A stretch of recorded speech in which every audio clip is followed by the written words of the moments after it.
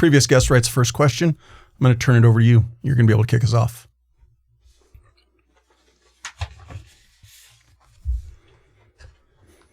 What are the items that led to success during your military/first responder career that you thought would not translate to a second career and surprised you?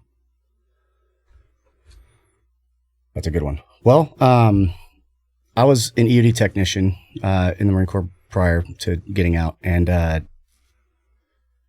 unless you want to go into that job field, there aren't a whole lot of skills that are translated as far as just in the regular world. You could always go the, military contract side. You can, anything in the realm. You can do the annual. You can do the contracting, instructor type jobs. Those are never going to dry up. You can go defense, through Northrop Grumman, Boeing, etc. However, if you are talking about transitioning and taking those skills, a lot of those skills you don't think are going to be transferable. But if you kind of open up your aperture a little bit and look a little bit more macro than micro, your leadership, your managerial skills, how you function and make decisions under stress, all of that is transferable. I'll tell you right now, the most stressed I've been as far as work wise was not while I was in the military. It was after I got out and started my own business, because you're the single point of failure. You're responsible for everything. I wear almost every hat at my clinic now, and that is stressful. You don't have the overhead cover. The military is not going to let you fail unless you just stop trying. The support structure is pretty robust, but not in the real world. It's on you. So you have to really apply those skills and take what worked in the military and kind of change the way you deliver information and handle personnel, especially if it's people that have never been in the military or don't have a background in that type of environment, and kind of tweak some things and apply your leadership skills that way. That is totally transferable. I've told a lot of guys, you got more skills to transfer than you think.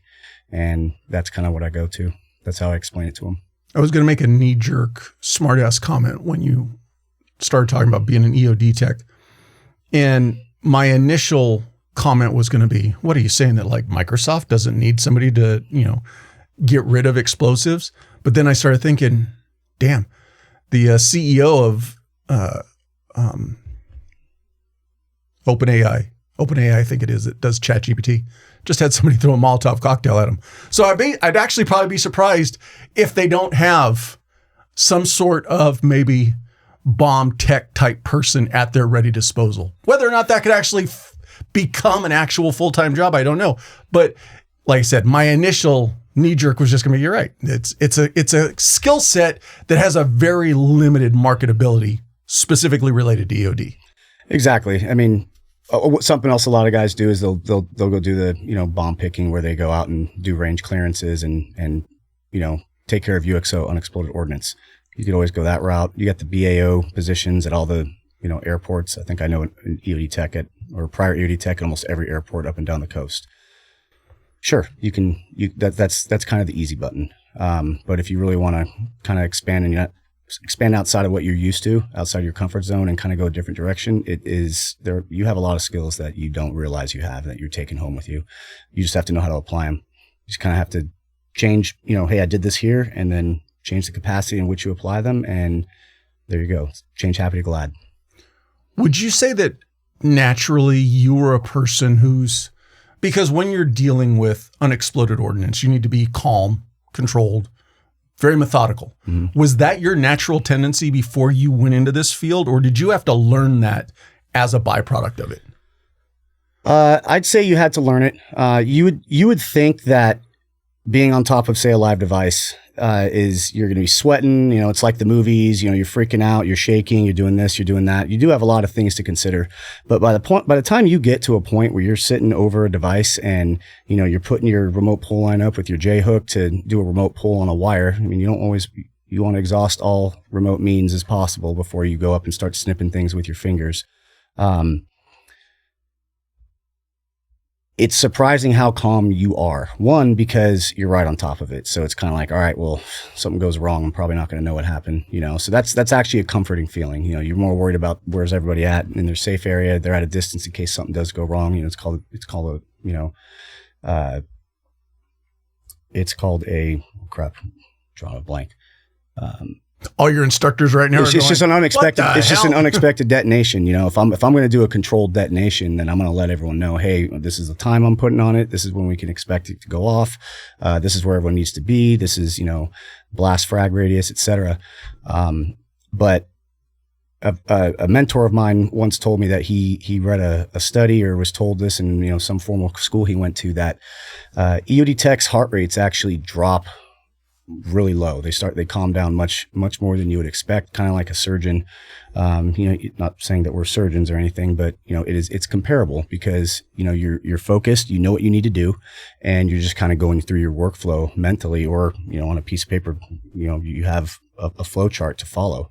And in this case, it's you're mentally going through, all right, these are all the types of ways that this thing can go off, and from your approach all the way up to when you're on top of it, you're essentially doing things to mitigate every single one of those possible triggers that could be in place in the device circuit. So I'd say it's something that you kind of had to learn a little bit, but also that kind of came naturally, because once you become confident in your job and you're not, you've done it 1,000 times in training. I've died 100 times in training, in the last month. Well, good. I got it all out of the way now. And usually, those types of devices in training, they try to make it a little bit more difficult, to get most bang for your buck out of the scenarios. No pun intended. Yeah, exactly. But once you're on top of it, it tends to be much less complex a lot of the time. Sometimes it can really catch you off guard. So you always have to have that higher level of alertness. But I'd say more often than not, especially if it's in the same area, in my experience, a lot of times by the same bomb maker, same type of emplacement, same type of device makeup, same triggers. I could tell half the time, this is the same person. These are the batteries they're using. These are the types of pressure switches they're using. This guy uses the same relay every single time. And that's kind of how we zero in on who's doing what after we collect biometrics. But I'd say that you don't really have to teach it. It just kind of comes naturally. How many total years did you do it? EOD, 16. When you think back to when you started, and where I'm going with this is the aspect of carrying over that mindset into doing business. Did you see you made the analogy that kind of like a doctor. In a pressure situation, that's actually when we get more calm. Heart rate comes down, we get more focused. Did you find that over those 16 years, you became more calm? Or in the sense of, I'm not trying to put you on the spot, was it a little easy to become a little lackadaisical? It can be. It is. Complacency is always a thing to consider. When it comes to sunglasses, first responders and military members definitely don't baby them. They get dropped, thrown in a utility pocket, or tossed in gear bags. Frontline Optics was created for that reality. You get premium eye protection without paying designer brand prices for something that won't survive your lifestyle. From polarized UV 400 lenses to anti-reflective coatings and water repellent finish. And here's where Frontline Optics separates themselves from the pack. When life happens and your glasses break, they offer a no questions asked replacement program, even for prescription lenses. On top of that, Frontline Optics was founded by a firefighter, and a portion of every purchase goes to support the First Responders Children's Foundation, helping families of those who gave everything. So if you're looking for sunglasses that look good and come from a company that actually understands the job, visit frontlineoptics.com and use the promo code TRANSITION10 to get 10% off your purchase. Frontline Optics, from a first responder for the front lines. And that's a lot of times that usually bites people. And so when they get too comfortable in a certain area, they see the same thing over and over, and they don't think that there's going to be any sort of variation to it. You can hit, the same road 50 times in a deployment. It's going to be the exact same thing. Well, the one time you're not really paying attention, there's going to be something that's offset, or they're going to have, they watch you.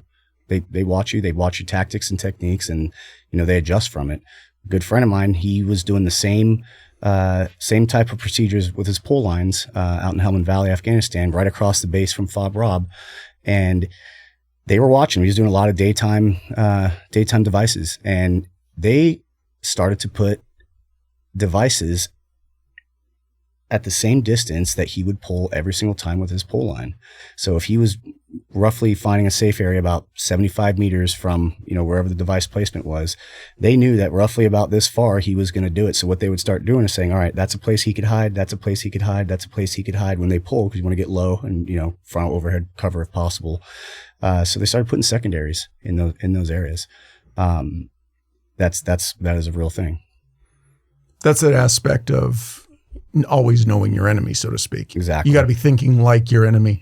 But something that stood out to me when you were saying it, and the reason why I asked about the complacency of the lackadaisical aspect, you mentioned similar bomb makers or the same bomb makers have very common traits. Mm-hmm. It's almost like if you're a car mechanic, hey, that's a Chevy, that's a Ford, I just know. Yep. But I could see where they could almost lure you into a false sense of security. Oh, he thinks he knows how I do this because he's seen A, B, and C every time. But guess what? Now this time I'm going to add D. Exactly. Or something else they'll do is they'll in-place hoax devices. So they'll set something that is either partially in place or surface laid or something that is meant to be found, something that's obvious. And it'll just be, say that, the TTPs in that area are yellow palm oil jugs and, D-cell Dorata batteries. That's what you find everywhere. So maybe they'll put, a half-made battery pack with a small shallow hole with nothing in it, like looking like they tried to hastily place it and then got scared and left everything there and ran. Well, now you get called out to that. Well, that's your focus. First thing you should be doing, and this is all part of the approach that I was telling you, you always have to mitigate not only possible triggers, whether it's remote, command, victim operated, etc. You're going through a mental checklist. Well, part of that mental checklist is secondaries. Secondaries are huge. So we have a saying, where there's one, there's two, where there's two, there's 10. And sometimes that was absolutely the case. So you identify the hoax, if that's what it ends up being. And usually it's after the fact that we identify this is a fake. Like this is filled with sand. It's not even filled with HME, and it's, a half-assed battery pack. You kind of know, you can tell. Because then if you do your secondary search, whether it's, you're definitely doing one afterwards, but you should be doing one on your approach too, so you don't hit something while you're trying to, initially assess the situation. That's part of it. And the secondary device threat is something that has killed a lot of people. So those hoax devices, that's something that they're always, it's like counter intel stuff. They're gathering information on them. We're gathering information on they're gathering information on us. We're gathering information on them, and they're watching us more than we think. So constantly having those ideas in mind and those thoughts where, all right, not only do I know that, I'm being watched, but I have to make sure that any procedures that I apply, if possible, I need to kind of conceal those. Don't make it so obvious that I'm pulling out this rope. If I can help it, maybe don't let them know what type of equipment I'm using, like metal detectors, because they started to counter those things. And that's how they kind of figured out that, all right, well, if we use low metal signature devices with pressure plates using the carbon rods inside of batteries, well, those aren't going to hit on a metal detector. And then you use really thinly insulated copper wire, those aren't going to hit either. And next thing you know, you're sweeping over something and it's not hitting. So you want to conceal all of your tools as much as possible. 10 times out of 10, if it's possible, you're doing it at night, because we own the night. They didn't typically have any night vision capability. So that's the best thing. That's, the first choice, especially if there's a remote control or radio control threat, because then they can just sit back and watch, using like a tree or a light pole or, a rag hanging up in a tree where they can see the top of your helmet and they just compare it to, whatever they're using as a marker. Second you're underneath that, they pop it. Well, at night, they're not gonna be able to tell. So those are the types of things you try to implement. What is it like working a situation under nods? Is it cause any extra, that sounds stupid as it's coming out of my mouth, but what extra problems does it present for you? Well, it got a little easier over time. The technology with night vision devices was much better at the end of my career than it was at the beginning. We had the I can't remember the AIM PVS somethings from like 25 years ago, and then we went up to the dual tubes, and then we went up to the white phosphorus nods when I got out, and those were instead of green, you're looking through, basically white and black. It's almost like white hot, black hot, but it's not white hot, black hot. It's just more shadows. Then you got to learn how to kind of adjust the depth perception of each one. So you want one that's a little far and one that's close. That way it's not clear 15 feet in front of you, but blurry right where your feet are standing. You kind of want both. So learning how to work with that and just getting used to it. It just takes practice. It just takes practice. Obviously you can't see as far. That's what your Overwatch is for. That's what your coordinates for. But just learning how to maneuver and do things in essentially, an environment where it takes you from this to this, because you're looking through soda straws.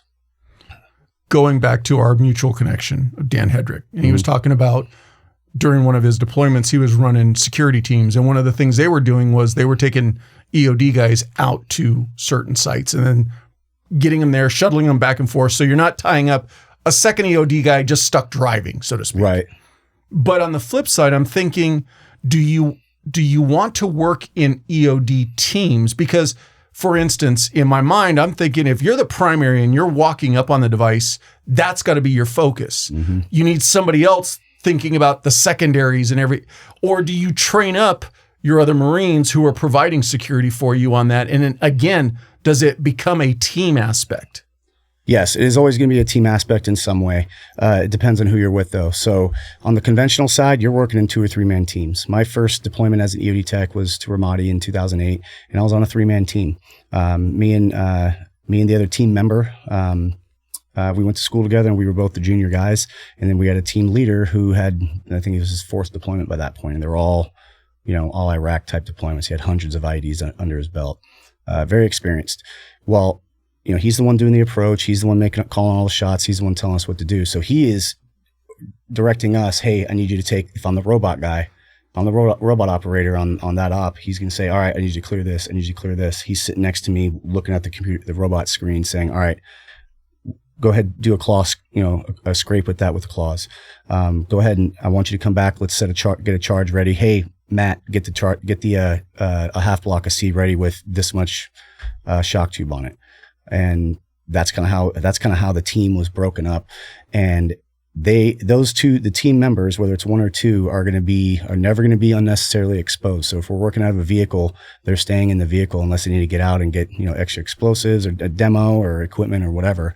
But once that approach is being made, it's called a manual approach by the team leader. Once everything is cleared and clear as much as we can where we're at, they're moving up.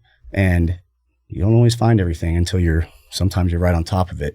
So if that team leader goes down, the other 2 guys need to be safe, because if the only EOD tech on scene goes down, then who's going to take care of it? Now you got to wait. Now you have to you have to call in another 9-line, have another EOD team come in and recover the body and finish processing the scene and essentially still clearing the device and anything else that, we don't know, may not know is there at the time. So that's the conventional side. Once I got into MARSOC, that was about 2009. You're working by yourself as an EOD tech on a team. So you have an MSOT, a Marine Special Operations team, and you have different capabilities throughout the team. You have the snipers, you have the medics, you have the SIGINT guys, you have the human guys, you have the dog guys, you have the EOD guys. EOD guys are by ourselves. We're the only ones that work kind of in that capacity, unless you go up to the higher levels. But at that point, you 100% need to train up what's called a P2. And a P2 is an EOD school, EOD school name that you give to, say, like the assistant EOD tech. But in this case, you train up a P2, and it's usually one of the more experienced operators on the team. Ideally, they would have some sort of explosive background, like they've had a deployment before with an EOD tech, got some experience with them. Maybe they were taken along to some of the EOD training evolutions, pre-deployment, or they had some sort of like breaching school background. That way, we're speaking the same language and it's not having to teach everything from the ground up. But absolutely, I would always have a P2. So whenever we would do ops, I would make sure that if we were split up into, say, 3 elements, you got HQ, element 1, element 2, for example, I wouldn't want my P2 in element 2 if I'm in element 1. I want that guy with me. But we get to a point where if that P2 becomes really, really good, to where it's actually probably better if they're separated then we would do it like that as well. But ideally, you have someone there that can help you. And if that P2 is not with you, then you have someone who's kind of dedicated as a temporary P2 who's maybe like the second best option with you, because you need someone at least say, hey, relay this back, because you can't always talk on the radio, right? If you're on top of a device, you don't necessarily want to be talking on a radio, right? So verbally, you want to use your voice to say, hey, so-and-so, back to the safe area, I need this done. So you need someone at least within some sort of audible distance to either help you or relay information. And then, God forbid something happens, they're going to be the ones that know where everything was cleared if you go down, because if you get hit and you have a cleared path, well, a whole bunch of dirt debris is going to go up in the air, come down and settle, and all that ground sign is going to be gone where you cleared, unless you put chem lights out and, marked your cleared path. That's not always the case. So you need a guy that's there that can say, hey, nobody rush in. This is the direction we should go. And they're talking to the person if they're still alive, tell them, kind of snapping them out of it if they're freaking out, tell them to apply first aid to themselves if they can, tourniquets, etc. And that's kind of how they're used. So it depends on the environment, depends on the unit and the capacity that you're expected to work. So conventional side, absolutely 2 to 3 man teams, depending on the mission and manpower availability. But on the MARSOC side, you're working solo as the only EOD tech on the team. So it's up to you to train up not only your entire team, but really focus on 1 or 2 people to have your back and make sure they're a good assistant to you on the ground.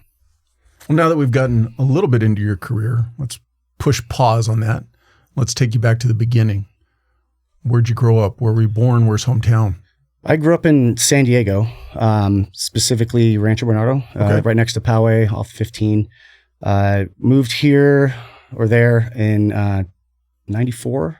We moved from Hawaii. My dad was in the FBI for 26 years.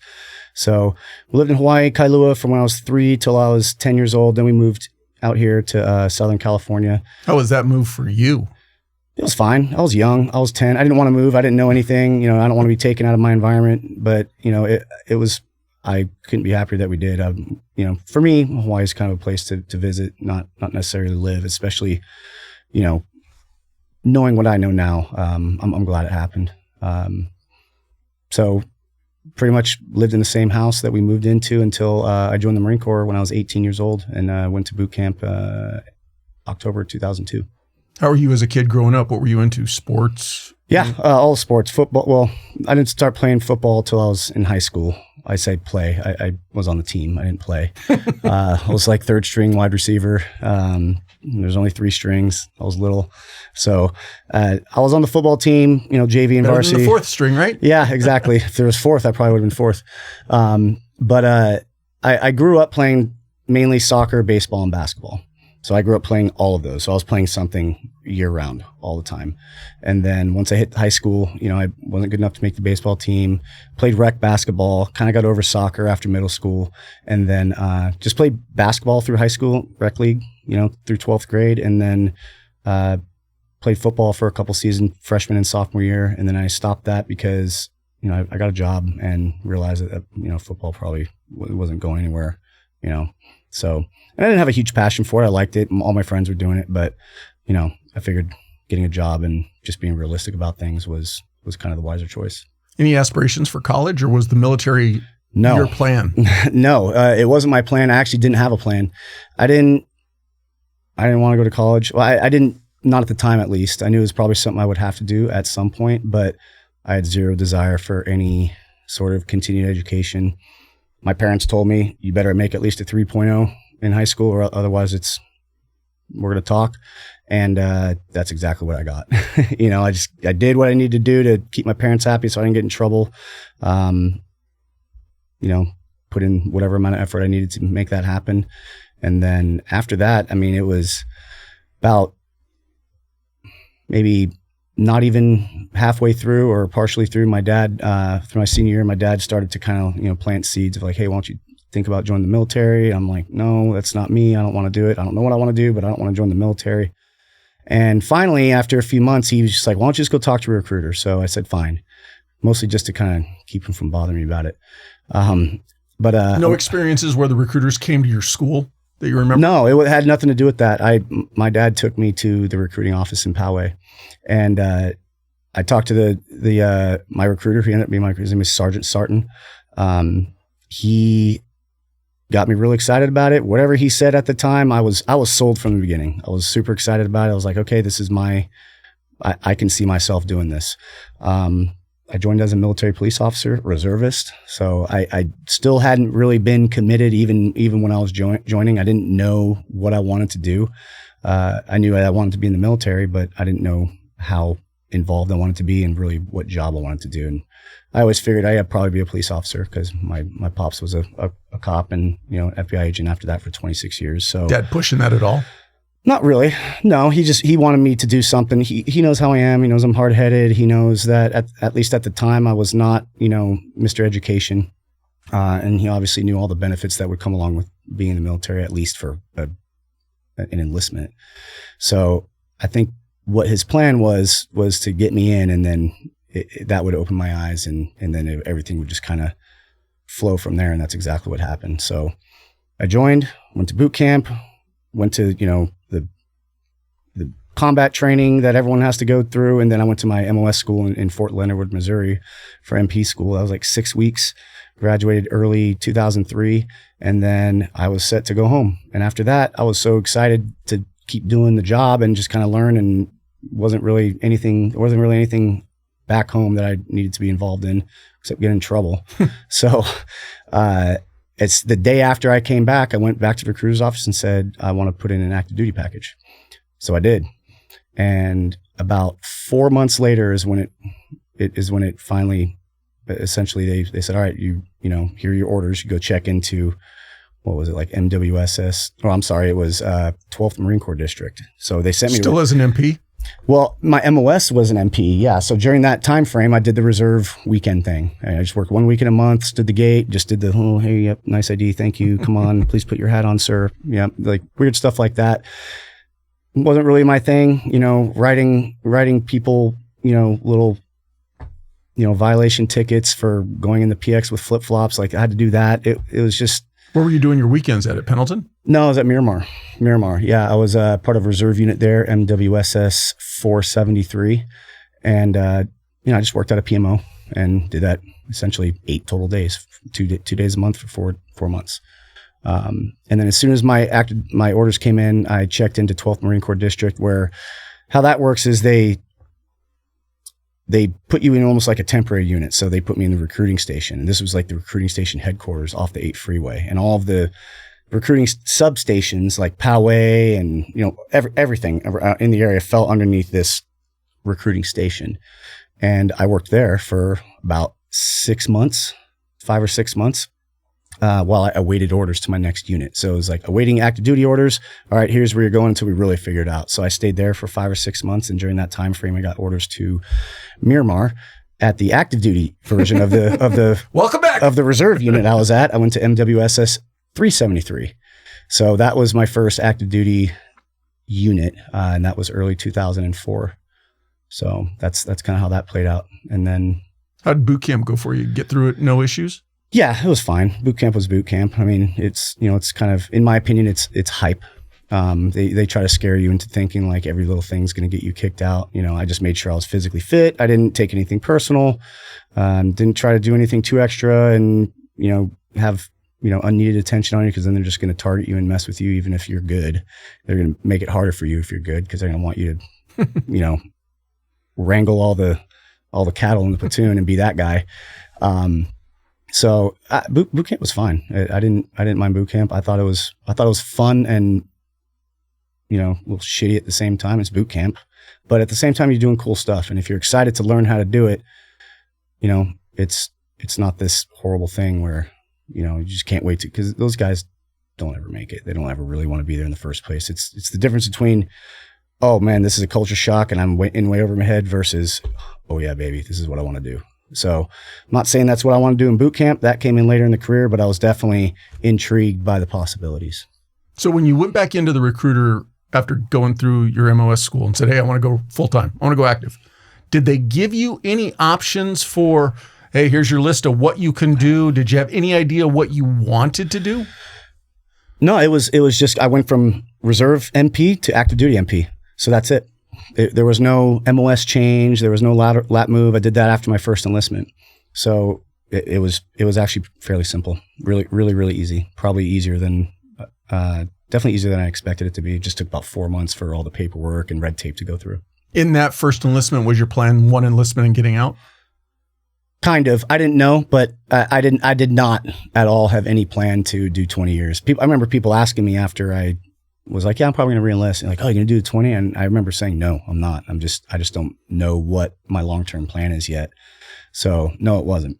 But after I re-enlisted and I went to EOD school after my second deployment, I looked at EOD school as college. Like, to me at the time, that was what was going to set me in the direction I needed to go. So I took it very seriously.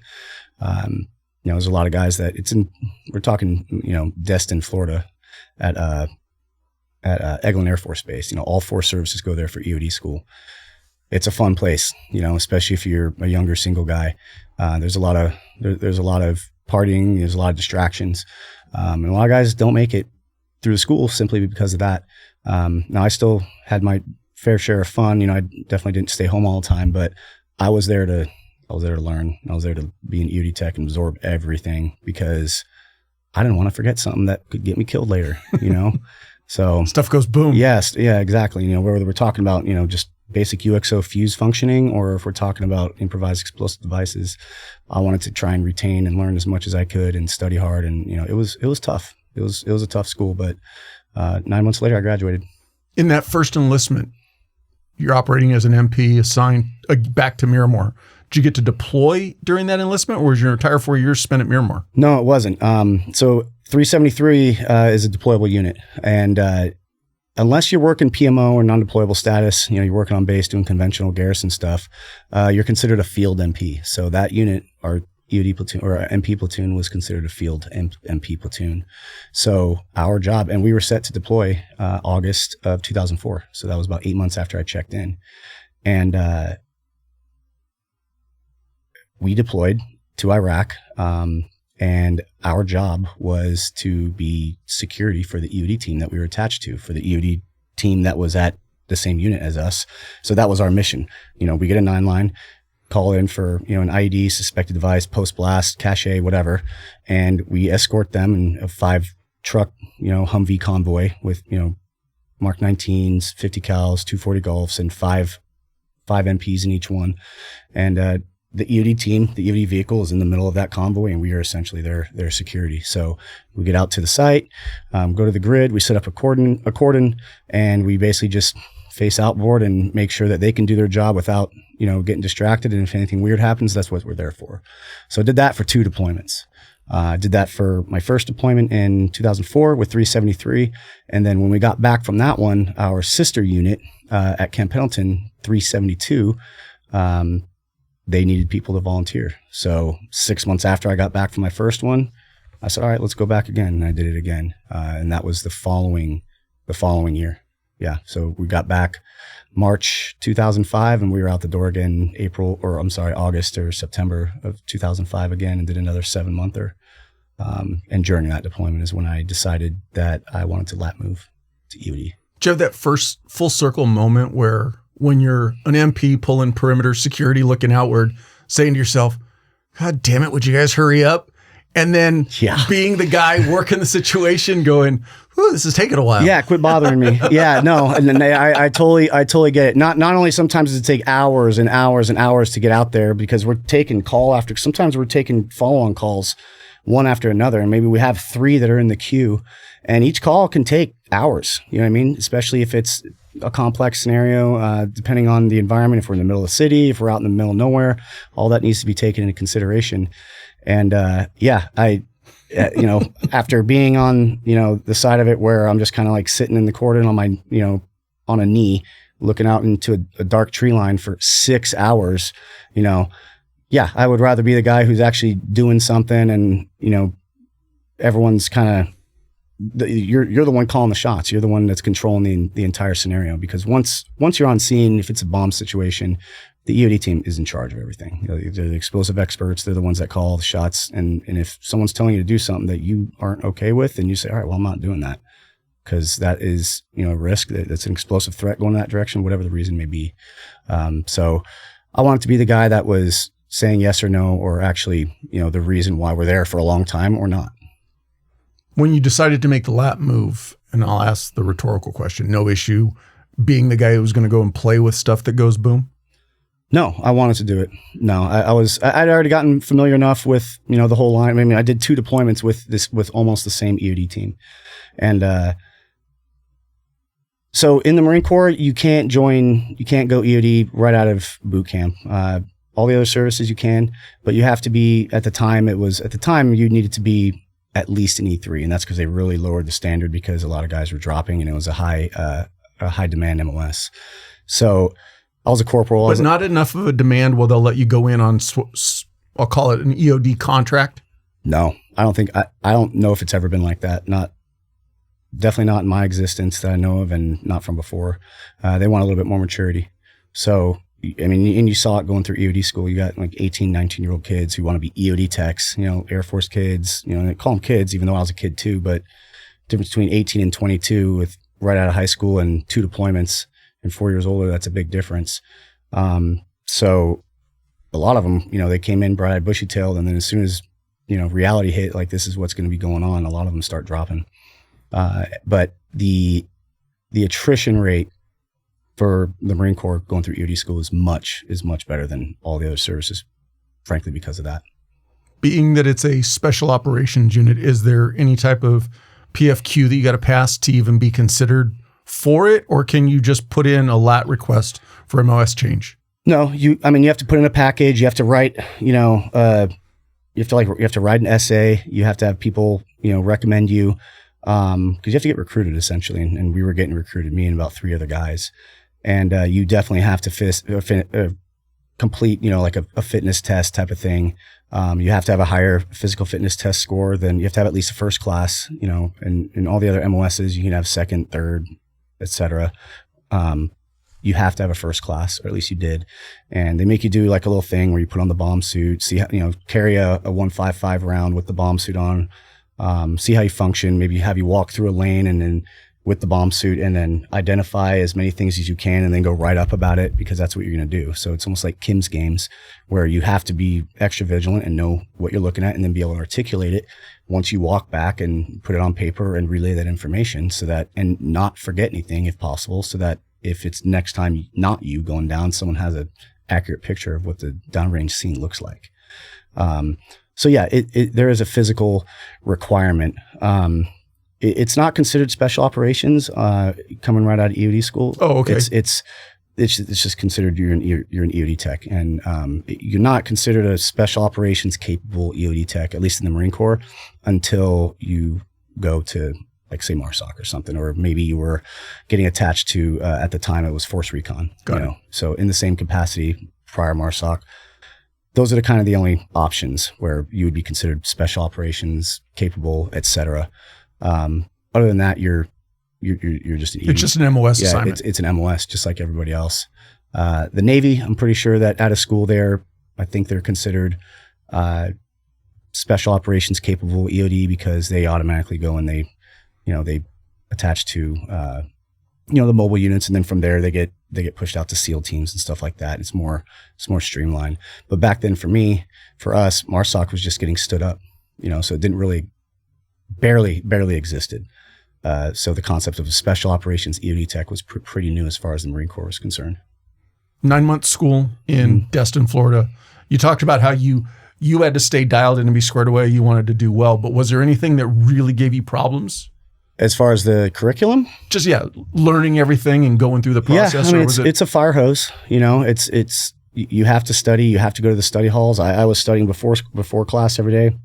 I was staying late and going to study hall every day.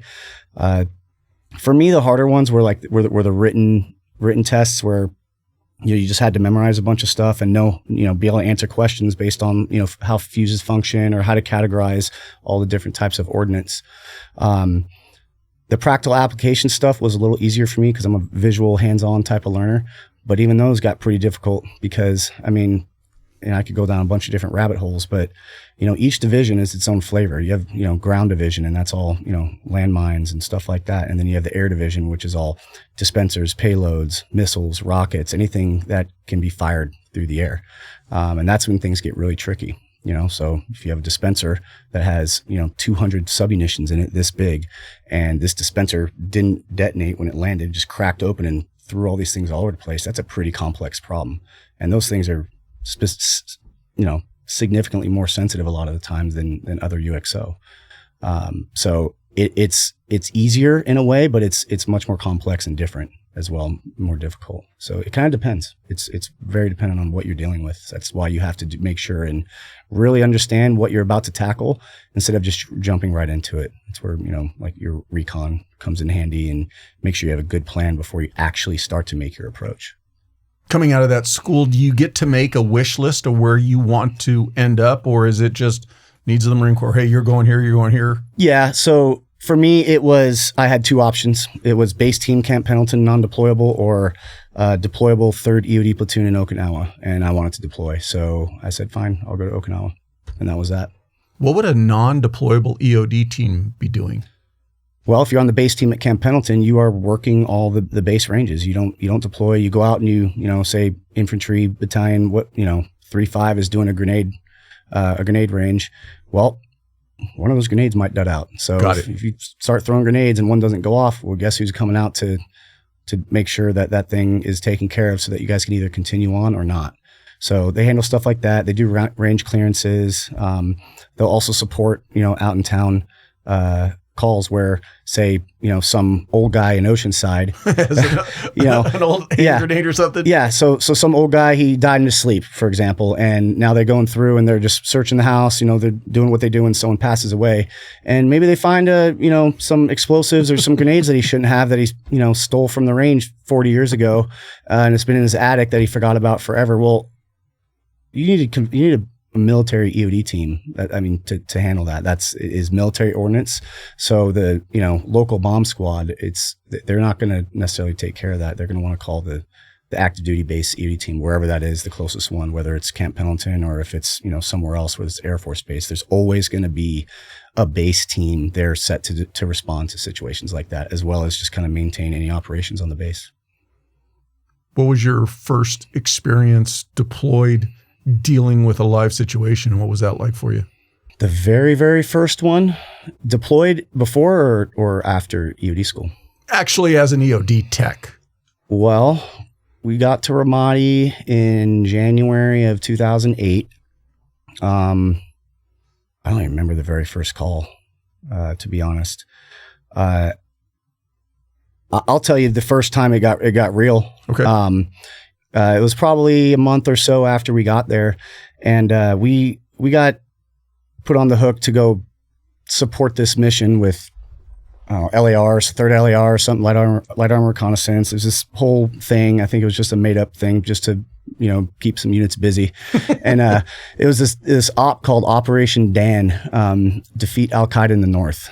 I don't think we found any Al Qaeda, just regular insurgents. But the first kind of crazy call that I can think about, and it's still one of my more exciting ones, I guess, because it's actually pretty complex, and I'm still amazed that it happened out the way it did.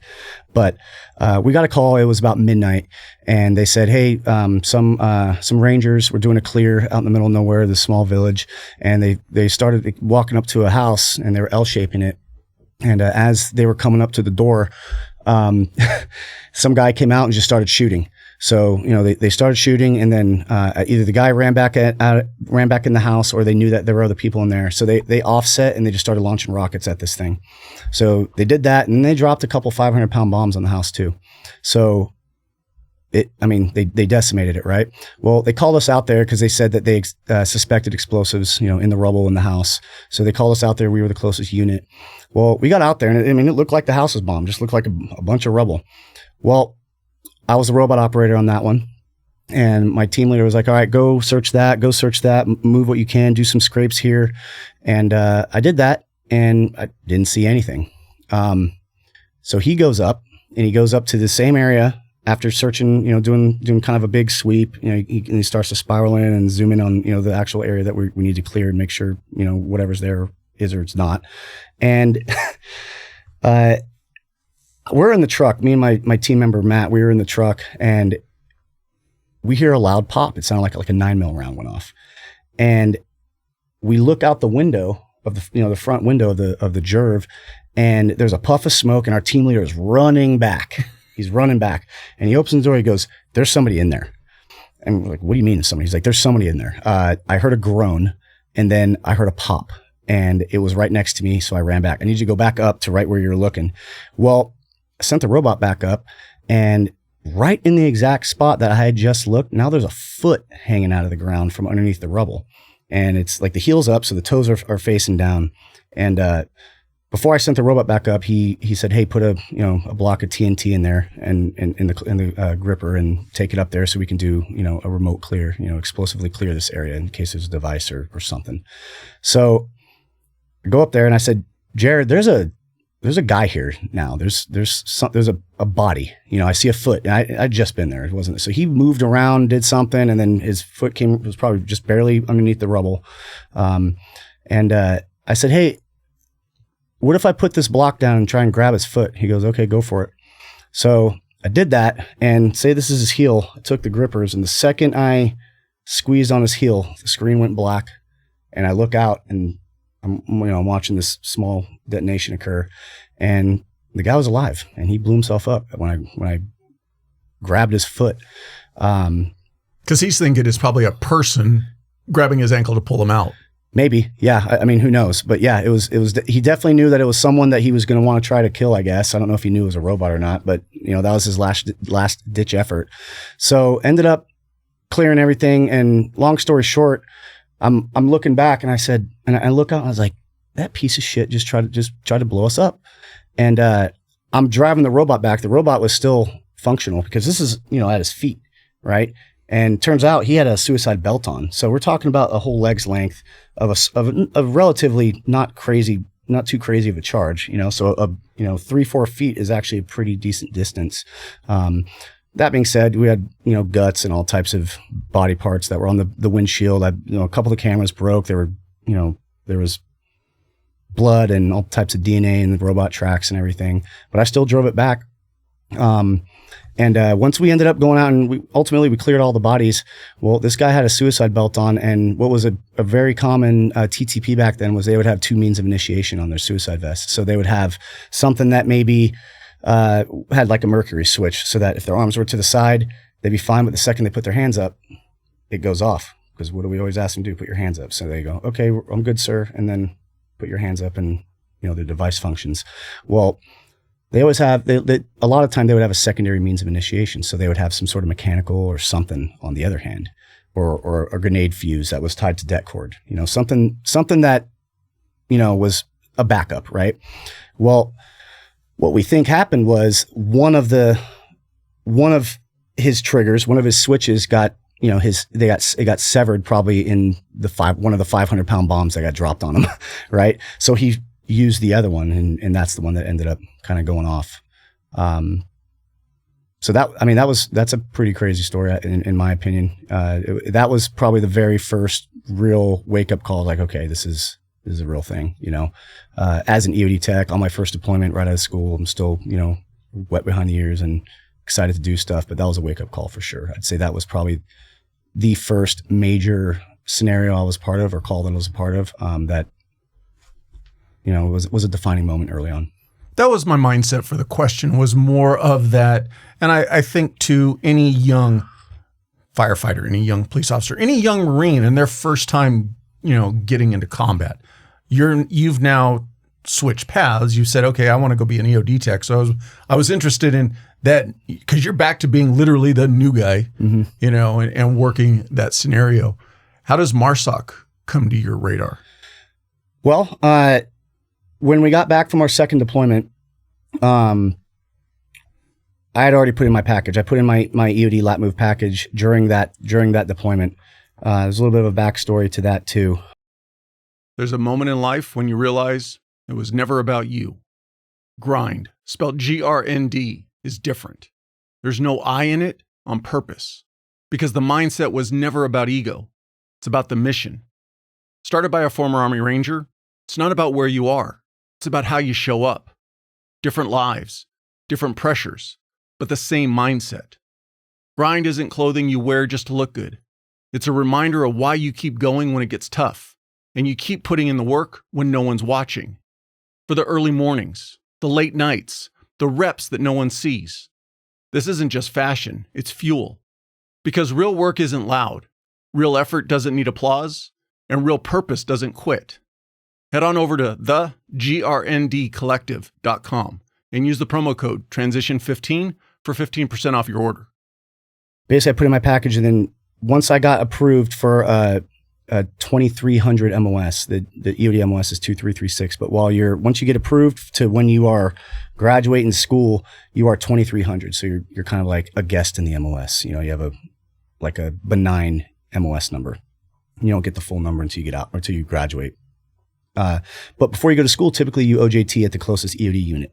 So as soon as we got back, I checked out of MP platoon, and then checked into the MWSS 373 wing shop EOD, and I OJT'd for them for about 4 months. Just so happens that 3 of those guys that worked in that shop had all been handpicked to go stand up the EOD section at 1st Marine Special Operations Battalion. And I was all about that already. I kind of wanted to go that route. That was part of the reason why I lat moved. Didn't expect it to happen immediately, but that was a goal. I wanted to kind of be on that level. And, I expressed my interest in it. And, the guy that was going to be the staff in SUIC at the time, he was the staff in SUIC at Miramar. He's like, well, we're going to need brand new guys. So, they wanted a few guys that were right out of EOD school so they could just groom them all the way up from the beginning. It's kind of, not ideal at the beginning because you don't have any foundation other than EOD school, but you also don't have bad habits, right? So they wanted a mix of senior guys, the guys that were experienced and could, transition over working in that capacity without having to be, considered a liability. But they also wanted new guys. So from what I heard, they ended up actually requesting me while I was in EOD school to get me out right out of EOD school, but they needed someone that was graduating a little sooner. So I didn't get orders. I got orders I told you I had my choice between Pendleton and Miramar. And then about halfway through my deployment to Iraq in Ramadi, my chief warrant officer at the time came up and was like, you got orders to MARSOC. I said, really? He said, yeah, you have orders to MARSOC. And this was like 12 months out from when I was even supposed to rotate out of Okinawa. So I just got them just like that. So the staff in SYC who I had OJT'd for, he had been at first MSOB for, 18 months now at the time, and they still wanted me. So I got orders, and that's kind of how it happened. So got back from that deployment, and then 5-6 months later, I left Okinawa and then checked into Camp Pendleton to first MSOB in March 2009. Being assigned to MARSOC, is there an ancillary component of operator readiness as far as physical fitness, shooting, and all that kind of stuff? Or are you still, and I'm not saying this, but you're just an EOD guy happening to be assigned to MARSOC? Yes. At the time, I was a basic slick badge EOD guy with 2 years in the field, 1 deployment, going in and getting thrown into that mix. But, the expectation is that physical fitness is already kind of there. There's a selection process. At the time, there wasn't. It was all word of mouth and people who had usually you vet them somehow. Well, back then the vetting was reputation and, your performance and whether they thought just, the grapevine, essentially, reputation. Now there's a whole selection process, assessment, a selection and everything. And if you don't pass, you're not getting in. All those requirements are the same as the, the school, the ITC that all the operators go through, the runs, the swim, et cetera. But at the time there was nothing. So it was just kind of like, all right, well, this guy has displayed all these things that we're looking for consistently, whatever their criteria was. And it was all, that's how it was done from the get go. Cause you got to start somewhere, and they couldn't do too much, and I don't even think now they're even still allowed to call it a selection. It's a school. but if you don't pass it, you don't get in. So yes, there are requirements beforehand, but you're not required to know how to shoot. As far as, you know, you're not required to learn to know DA already, all that, you know, reconnaissance and special operations, all those skill sets. You just better learn it when you get there and be a sponge. On the flip side of that, though, being there, did you take advantage of training that you might not have been able to go to? Like, absolutely. I'm thinking like free fall school or anything like that. Absolutely. I went to every school that I thought I could get to, or that I wanted to get to. One, to increase my capability on the team as just like a direct support asset, not just necessarily EOD, because, you know, you want to be a jack of as many trades as you can, as many as you can kind of maintain, right? There's such thing as too many, because otherwise you're just going to school after school after school. It's hard to retain all of it, right? So you go to as much as you can without overdoing it. But yes, I started to go to the specialty schools, you know, advanced SSE. I went to free fall. I didn't get to free fall until 10 years later. I was a master sergeant when I finally went to free fall. They're very. Did they give you that as a going away present? No. I'd still been in. I was still in. You know, working with that unit for a few years after that. But it was, the priority were the operators, the CSOs, right, which is totally understandable. You know, but the argument is you're not going anywhere without an EOD tech. You're not even able to leave the wire. Just same thing with a corpsman, comm guy, etc. So why would you not send us to free fall? So that, you know, ultimately I was able to go, so that was cool.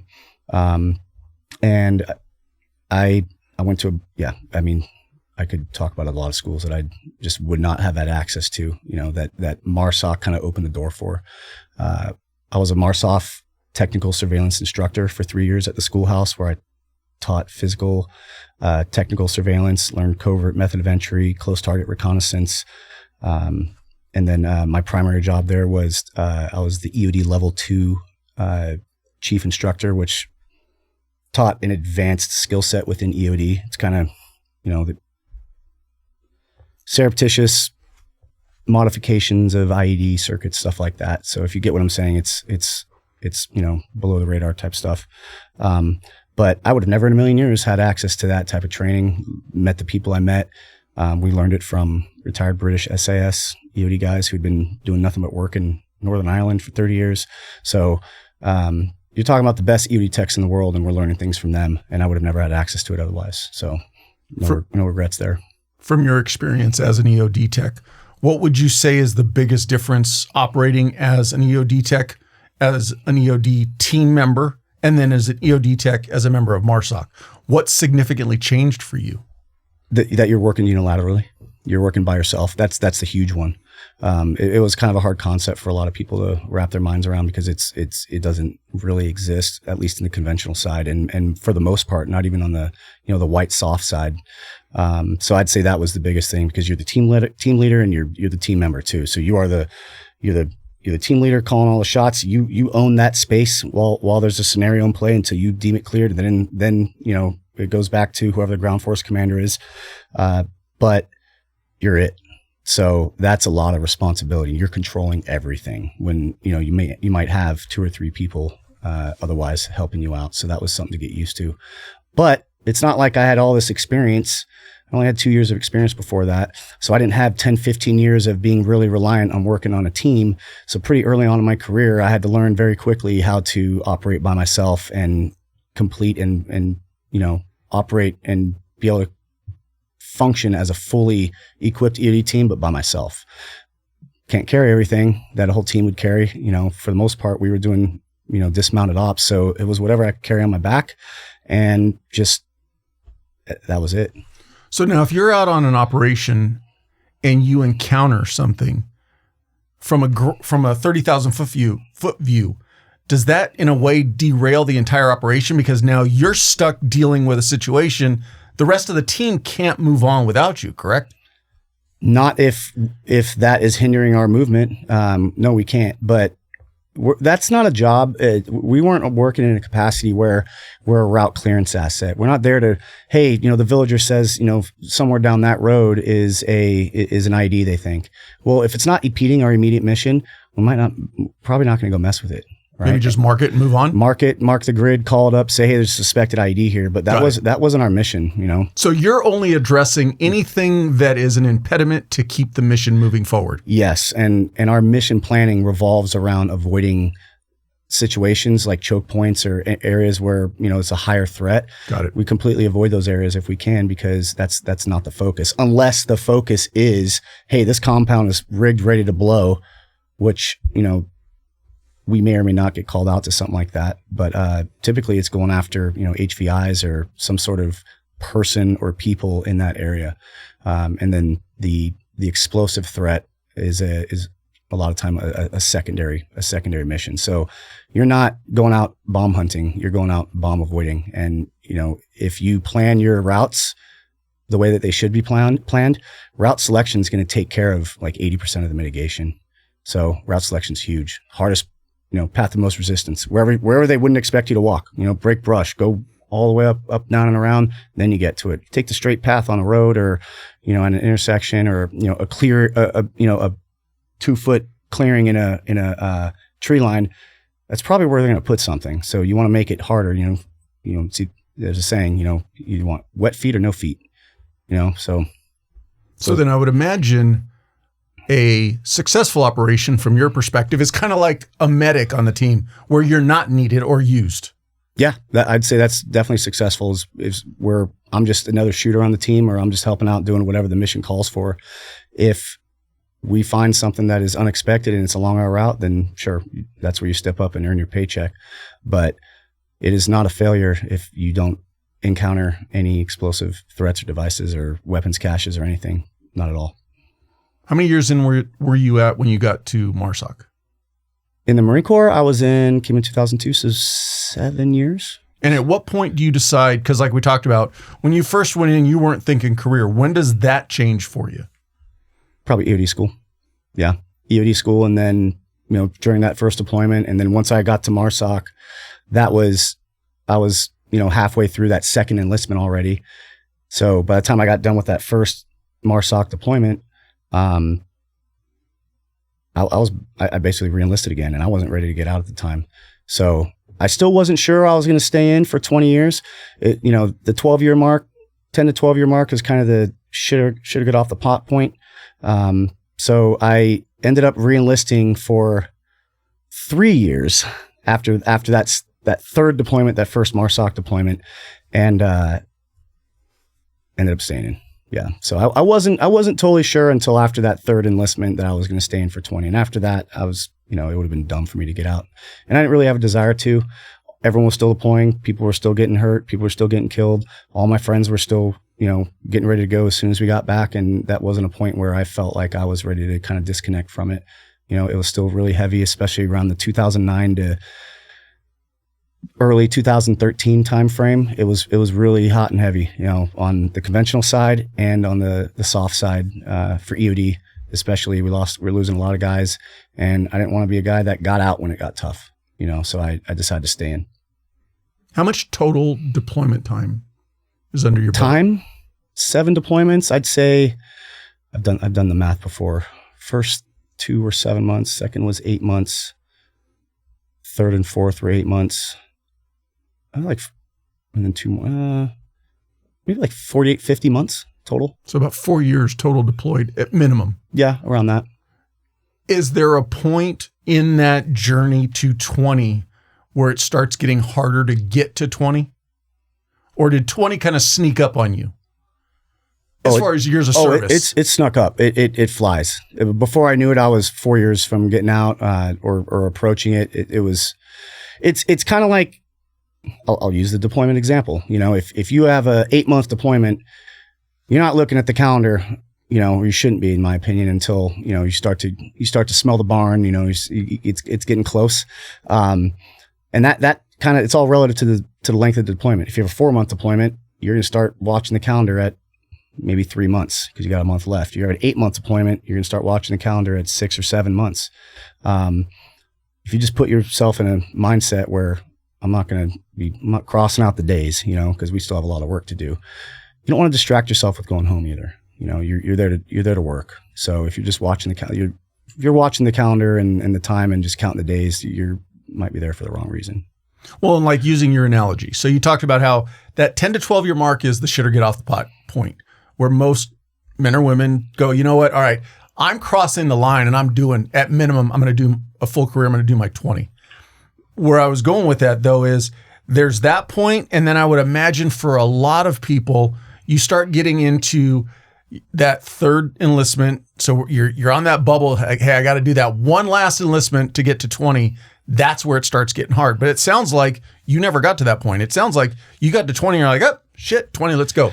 Yeah, well, I'd say, so I got out, I retired February 2023, and I was on my very last deployment for almost all of 2021.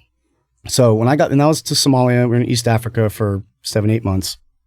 And I knew I was getting out when I got back. And I'd start to put the wheels in motion to kind of get things in place, but I wasn't like, oh my God, I can't wait to get out. I was kind of nervous, and I wasn't sure 100% what I was going to do. I didn't know what my job was going to be. I wanted to go to school. I didn't know if I was going to get into school. Nothing's guaranteed. So I had a plan, but it wasn't solidified. So I wasn't watching the clock. But when I got back from that deployment, I had exactly 18 months before I was set to actually retire. So I put in my, it's called an Appendix J. I put in my Appendix J, got that approved about 14 months out, and I had a retirement date set. So now I was forced to, do all the medical things. I wanted to do skill bridge. So I was getting that in order, trying to get that approved. And at the time, MARSOC was consolidating from taking everyone from the West Coast, Camp Pendleton, which was the only entity that was really disconnected from the rest of the entire enterprise. It was, the schoolhouse, the regiment, the component, and the rest of the battalions are all over there on Stone Bay, Camp Lejeune, North Carolina. Well, first MSOB at the time, they changed the name to 1st Marine Raider Battalion about 2015 timeframe. So 1st Battalion was the only one there. Well, they wanted consolidation. They wanted everyone in one spot. I was not going to do that. So when we came back, half the unit had already left. They were already. You don't want to relocate to the East Coast? No, I had just spent 3 years there at the schoolhouse. I had a house there and everything, but I didn't want to get stuck there. And I'm from California. I knew that I wanted to end up here. So what I was not going to do, and I was going to do a skill bridge. So what I was not going to do was move there for 6 months just to come back and do a skill bridge. So I asked for orders it's called a PCA, just a permanent change of assignment, which basically means you're just going from one unit to another unit within like the same area or base. So I got orders to 1st EOD Company on Camp Pendleton, and I spent my last year there. I was a platoon sergeant, and I was going through all my medical stuff. I had a few surgeries I had to get out of the way, and then about 6 months out from that, I did a skill bridge program, which ended up not really working out. So left that a little early and just went on terminal leave until I retired at the end of February. It came fast. With that skill bridge aspect, what were you thinking, or did you even, I know you said you didn't have anything lined up, but when you chose what you were going to do with skill bridge, did you have an idea what you wanted to do? No. Post-transition? No, all I knew was I didn't really have a desire to continue doing the same line of work, because I knew that it was going to be probably more mundane than what I was used to. I didn't want to go work at any defense contract, jobs. I just wanted something different. I needed to develop a new passion. So I wanted to learn how to make money with money. So a friend of mine who was on one of my teams, he put me in contact with someone who was a financial advisor, and been doing it for a while. So I wanted to learn. I explored learning that side of things, and making commissions and investing, stuff like that. Just being like a money guy. After I learned what the day-to-day would kind of look like, the bread and butter would be, essentially selling insurance and 401ks and lots of phone calls. That just kind of didn't really interest me so much anymore. So I cut that short, did it for a few months, and then, like I said, I went back and I just took terminal, and I didn't go back to work. I was still 2 months from retiring, so I took that time. I had one more surgery that I needed to get done, so I wasn't going to be at work anyway. What were the surgeries you had to do? I had a surgery on each elbow the year before I got out, and then I had a meniscus surgery on my right knee, and so that took me, I think I was still in a knee brace or barely not in a knee brace during my retirement ceremony.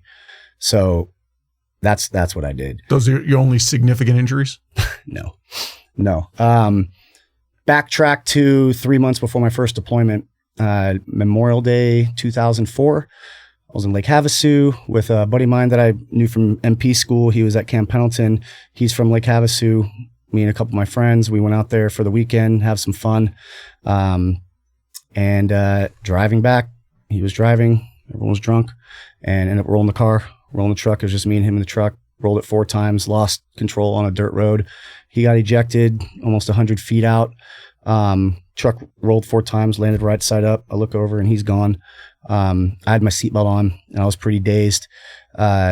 Long story short, I ended up getting life flighted to Vegas and I broke my neck in a couple spots. The C6 and C7 were broken and now they're fused. So I had that fusion done, that weekend basically. And I was on a med board. They told me, it was gonna be a minimum 8-month recovery.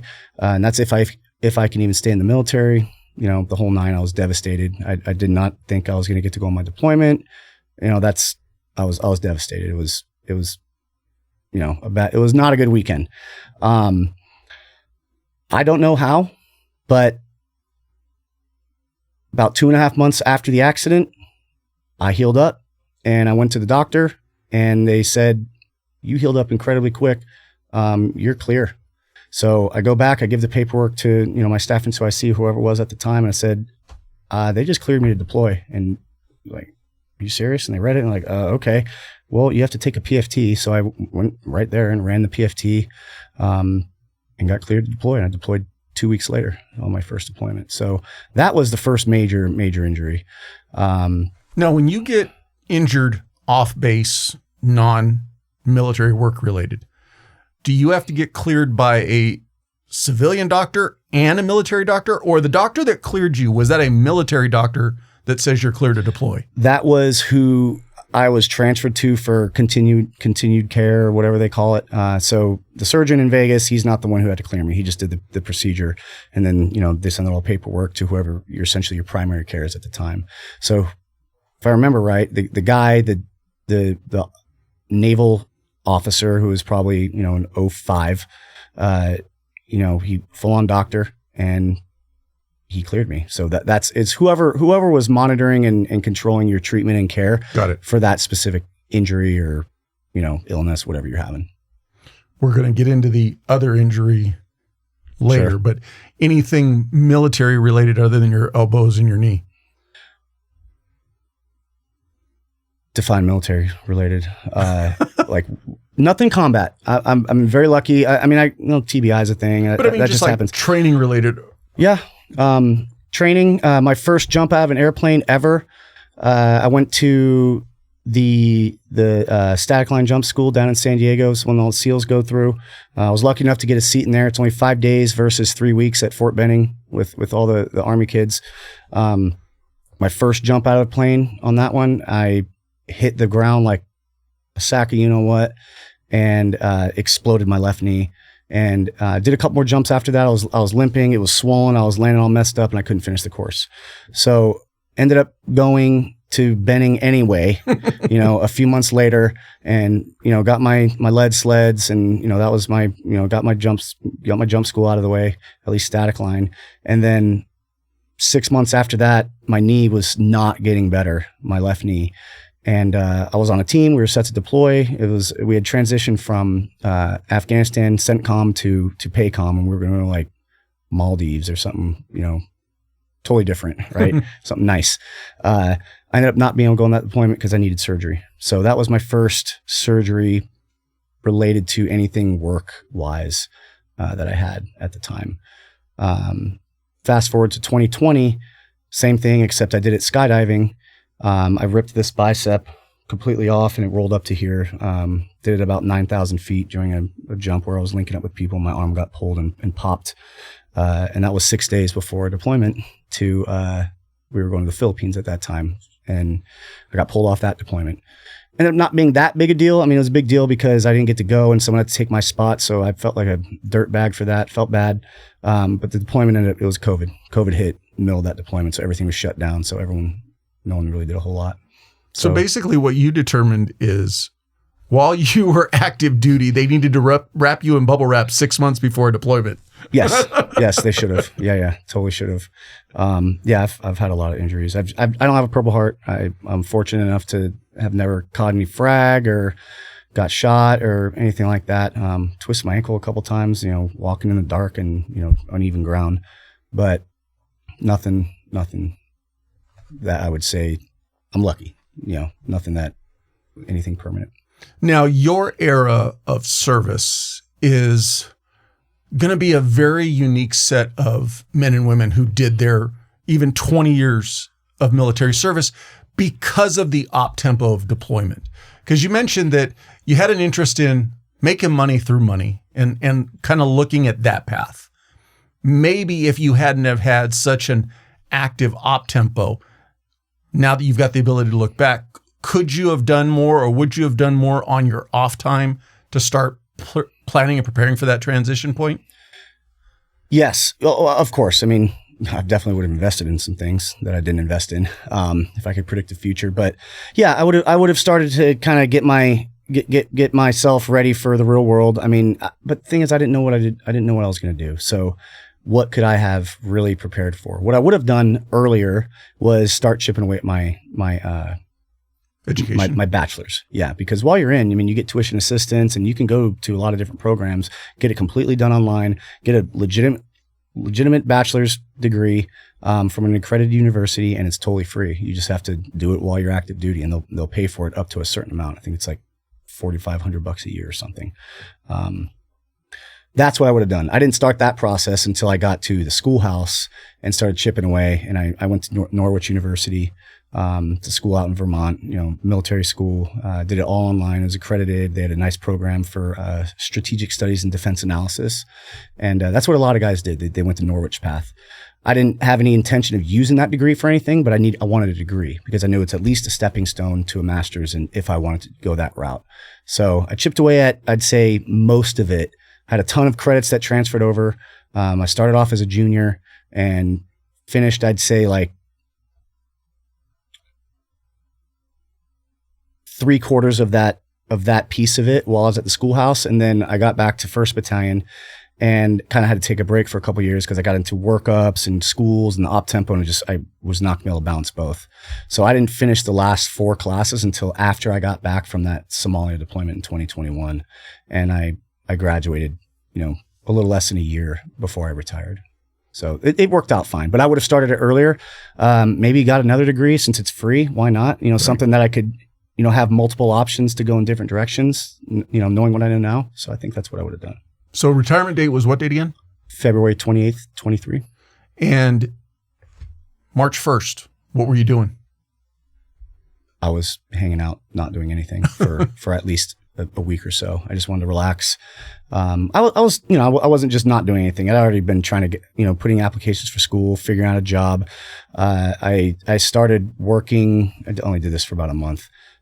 Started working for a guy who has an electronics company and does electronics training for EOD Techs. He was actually an instructor at the advanced EOD course at Eglin that I went through in 2010. He was a Navy electronics guy and probably one of the smartest guys that I've ever been instructed by as far as electronics are concerned. Fast forward to 2023, he now owns this company down in San Diego, and he does training packages for electronics training. So I was the guy that was calling all the units saying, "Hey, do you guys need this training? Here's what we can offer." 100% commission based. Did that for a little bit. Wasn't, it's just, I'm throwing stuff at the wall just to kind of stay busy, and did that for a little bit. And then I got a job with a company called Point One, and it's owned by, a bunch of a Navy EOD Tech and, that community. And we were instructors. So ended up working in Point Loma at the Naval Annex right across the street from San Diego Airport. And I did that job for about a year, just teaching Navy EOD Techs really basic stuff. They're on a pipeline, going through a pre-deployment training and, getting ready to deploy. And we were part of their stops. So they had to come through our that base and go through all of our training divisions that we had there.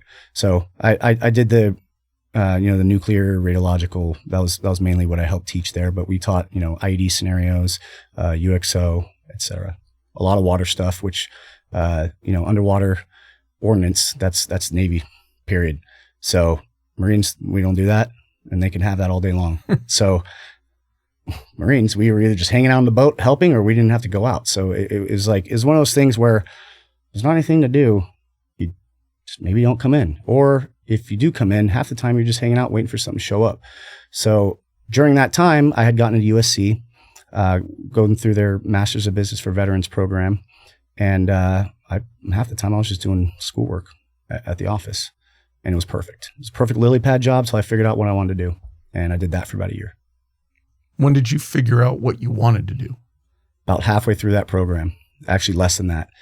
We started in June or July of 23. I'm sorry. Yeah, 23. Man, it's been so long already. I feel like years have gone by quick. It's only been 3 years. So I started that program that summer. And during that time, I'd say around August timeframe, I started talking to some of my other friends who had been out a little older. Started talking about testosterone replacement therapy, which I'd been familiar with, but never, not really familiar with it. So they said, "Yeah, just Google the closest place to where you want to go get your shots and get the place with the best reviews and go check it out." So I found Gameday Men's Health in San Diego, made an appointment on my phone on a Sunday morning, and had an appointment for the following Tuesday, 8 a.m., showed up. And this is probably 3 months after I had started the MBV course at USC, or MBV program. And while I was waiting to get called back after I got my blood work done, I saw a pamphlet that said franchise opportunity. So I picked that up, looked at it, was kind of like, okay. Went through the whole treatment. I'd been doing it for about a month and a half, maybe a month, and decided, you know what, this is awesome. I feel great. This is something I'm interested in. I could totally see myself doing this. And I decided to call the number. And that phone call led to one, led to another one, led to another one. And next thing I know, I am getting invited to confirmation day, which is essentially where they invite you to come and see if you're really who they want to own, own one of the franchise locations, however many that may be. Be a representative of the company. If they know you, or if they like you and you get invited, I found out after that pretty good chance, it's kind of your job to lose at that point.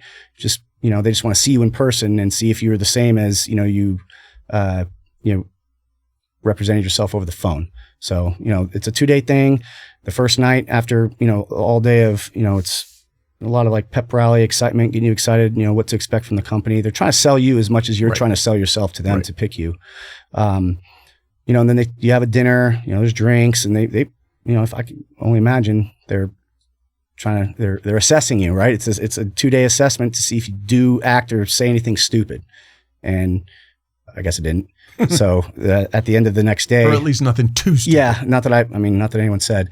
So, one of the last things you do is you sit down with the CEO, and that was a guy named Evan Miller. He's the owner. He's the CEO of Gameday, the whole Gameday franchise, and another gentleman who was helping them, who he was paired with through a company called Franchise Fastlane. And those are the two that I'm interviewing with. And I sat with them for maybe 5-10 minutes and just answered their questions and told them what area I really wanted. And I guess it went well, because on the way home I got an email saying that I have been offered the Tustin location. So they gave me a few days to kind of decide if I wanted to take it or not. And like the next day I said, yeah, I'm in.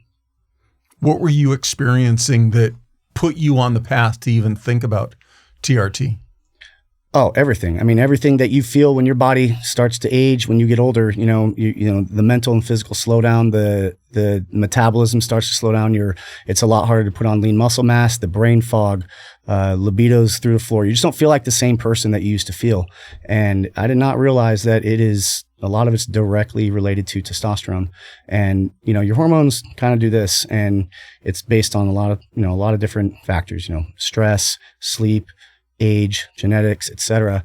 But turns out that people with our types of background who have, shift work, high stress, just redlining everything all the time, that's going to have a long-term effect on your hormones and how things function in your body. So my numbers are really, really low. And when I went and got tested, it showed I was really low, and it just made sense with everything that I was feeling. And within 2-3 weeks of starting it, I already started to feel the improvements. And then within 2 months, it was like a totally different person. I was back to how I felt when I was younger, internally.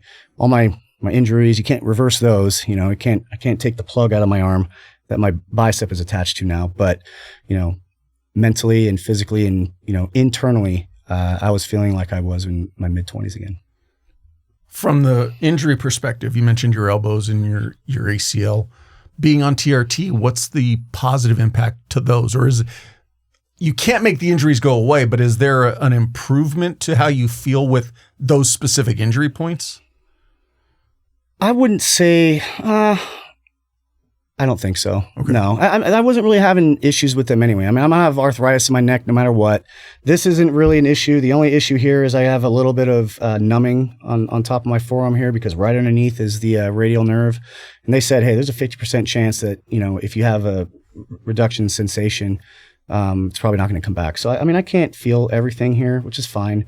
TRT is not going to fix that. TRT is not going to fix, my meniscus that still, is still messed up because it was, by definition, I guess the way to describe it was multiple complex tears. It was like folded over itself. So, I mean, it's not going to fix that. So, no, I wouldn't say it fixed any of my physical ailments that I had, that required surgery. From your personal perspective, though, and you talked about all the different, I'll call them symptoms that people can experience, whether it be brain fog, whether it be not ability to sleep well, the lower metabolism, all of those things. What's been the biggest change for you that you could really go, damn, I should have gotten on TRT sooner? Oh, the mental aspects, the brain fog was a huge one. So energy and strength, metabolism, maybe you can lump those up together, I guess. But I would say between my strength, my cognitive focus, the clearance of brain fog, and energy are the biggest ones that I felt. I've always had a pretty decent metabolism, but I definitely started to see things slow down where I had to really start trying to keep myself in shape. And then when I started testosterone therapy, it kind of just went back to how it's always been. Right. The brain fog, the cognitive function was a huge improvement that I did not really expect. It was before I was having to have a few cups of coffee, take me 2 hours to wake up in the morning, and then I'm still, kind of like thinking through a haze all day. It's just how it is. And then, the lack of energy, especially in the afternoon, because your numbers do this in the afternoon. They can fluctuate a few hundred points in a day. That's why half these places tell you to come in fasted in the morning because your numbers are the highest. And then when you feel that crash in the afternoon after you eat, after lunch or whatever, that's why that's happening. That completely all went away. I didn't have any problems focusing quite as much anymore. Everything was more clear, more crisp. I could think faster. I was starting to think like I was when I was younger because I did start to feel a little bit of a cognitive decline over the years, and to the point where I'm like, all right, what's going on here? My memory starting to forget stuff. It still happens right now. It'll probably happen during this podcast where I'm in the middle of explaining something and then I just draw a blank and I'll have to start all over. It happens. That can be related to some other stuff. I've been around some pretty close to some detonations closer than I should have been, so that's a thing. But I mean, it's related to getting old too. It's just is what it is. So we've already kind of hinted at it a little bit, but you've had an injury post-military career when we talk about that. Okay. Well, I opened the clinic on August 14th, 2024. When you look forward to that first cup of coffee, as soon as that morning alarm goes off, then Blue Line Roasting is the choice for you. They're a Tennessee-based law enforcement-owned company. They're roasting small batches of premium coffee, fresh, within 48 hours of your ordering, and ship fast so it doesn't sit around getting stale. From Patriot, their light roast, to Failure Drill, their dark roast. They've got something that fits whatever you prefer. Whole bean or ground, it's your call. But Blue Line Roasting is more than just good coffee. A portion of every purchase goes to support law enforcement families who are dealing with line of duty injury or loss. So your morning routine becomes something bigger. Great coffee and real impact. Grab a single bag, try a sampler, or set up a subscription so you're never caught without it. Shipping is always free. And for the listeners of this podcast, use the promo code TRANSITION10 to get 10% off your order. Head on over to bluelineroasting.com and make your morning count. And about 6 weeks later, on September 28th, I got in a motorcycle accident over in Irvine, 133, 241 merge. If anyone's familiar with that area.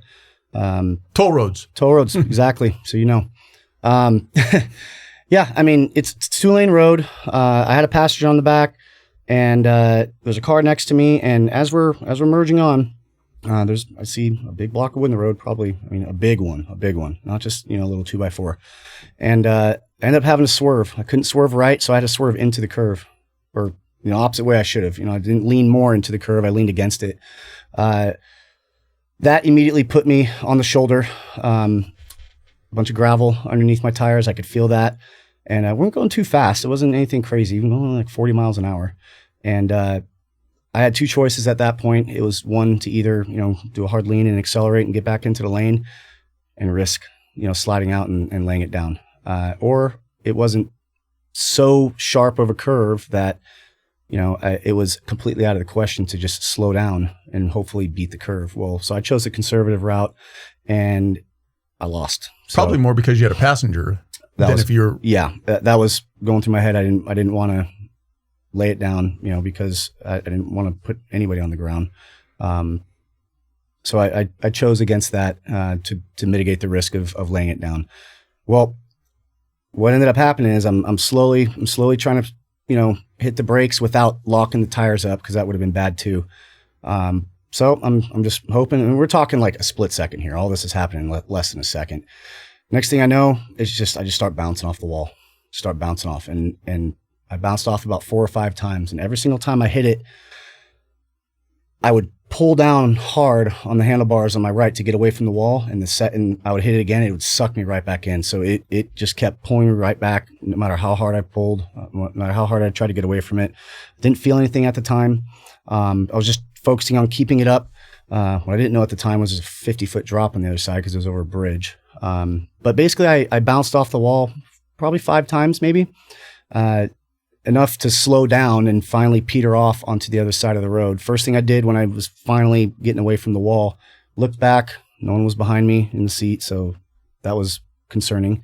And then I looked down at my leg, and I saw a bone, but I had no idea how bad it was. So I was like, oh, great, it's broken. Pull over, end up leaning it on the guardrail on the opposite side of the road. Somehow spun my butt around and sat on it sideways in that photo I showed you. And that's kind of where I ended up. And then I looked down, and I saw what was actually going on. And out loud, I said, well, that's coming off. And took my helmet off, threw it. I was pretty frustrated. Looking back, seeing if she was anywhere in sight, couldn't see her. So I had no idea what was going on there. And I mean, all at once, I'm thinking, okay, well, it happened. You know, it's like a mental switch just flipped back on. I expected something like that to happen a long time ago. Mentally, I accepted it, you know, because if you go in just trying to go into full preservation mode every time, you know, you're out on an op, you're not going to be worth a whole lot, you know, to your team if you're just so risk adverse that you're not going to, you know, be an asset. You'd be the guy, you know, hugging your knees in the corner of the compound while things are going down, and you don't want to really be that guy. So I made my peace with that happening a long time ago. I expected it to happen in a much crappier environment, you know, far away from home and God knows where, middle of the night, who knows, and a lot worse, because even you know, smaller main charges on IEDs, you know, you take off both your feet, blowing from the ground up, you're blowing dirt, debris, components, all types of crap up into your legs. So that's why, even though it might just be, you know, gone from the calf up, more often than not, it's coming off above the knee, because they had to cut higher. All the infection. Yep. Yeah. So I expected that to happen a long time ago. It didn't. It's like a sick joke. You know, it's kind of like, I realize it's almost like a Final Destination type of thing, where maybe it was supposed to happen a long time ago, and, you know, just kind of caught up, and, you know, now the world's correcting itself. I have no idea, but it happened. And I went right into, okay, well, I know how to take care of this. You know, I got to throw a tourniquet on, because I am bleeding out. And I was going through my mind of, well, while I was doing this, I'm thinking about 3 different people, all friends of mine. One is a friend of mine from a long time ago. He got hit, I think, in like 2009 or 2010. He's a triple amp EOD Tech. actually more than a triple amp. He's, got half his arm here, both legs gone, and like little chicken wing on the other hand. So I'm thinking about him. I'm thinking about a buddy of mine, Jesse Cottle. He's a double amp above the knees, and he's a physician assistant now. He's done amazing. He's met his wife, had kids, has this, great life now. So he's fine. Double amp above the knees. And then, third guy is a good friend of mine, Jeremy Rash, who he actually was involved. He's got all EOD techs. He was involved in a intersection motorcycle accident where a car hit him, T-boned him, same leg, same everything. Absolutely obliterated his left leg below the knee, but they were able to save it. And years later, he was still in the Marine Corps. He's got like a hoof now. He said it's nothing but pain and scarring and just unsightly. It's miserable. And he could hardly run, barely is able to even pass a PFT because he's got this foot that's just like a block of wood basically and does nothing but hurt all the time because it's full of hardware. Wishes every day that they would have just cut it off. They even asked, or he even asked them and they said no years later. So all these things are going through my mind. I know, and there's the endless examples of everyone else that I know that just are in that situation, and kind of came to a point where I'm like, all right, well, this is very, very likely going to be below the knee. That's all I really, really cared about because it's a huge difference with having a knee and not. Difference between walking with your knee and walking with your hips. So that was kind of the only thing I was concerned with. Plus, it's your left leg. And if you think about it, if you have to have something taken off, I would say your left leg below the knees is probably a decent choice if you have to, because it's not my, dominant leg if you're right-footed or right-handed.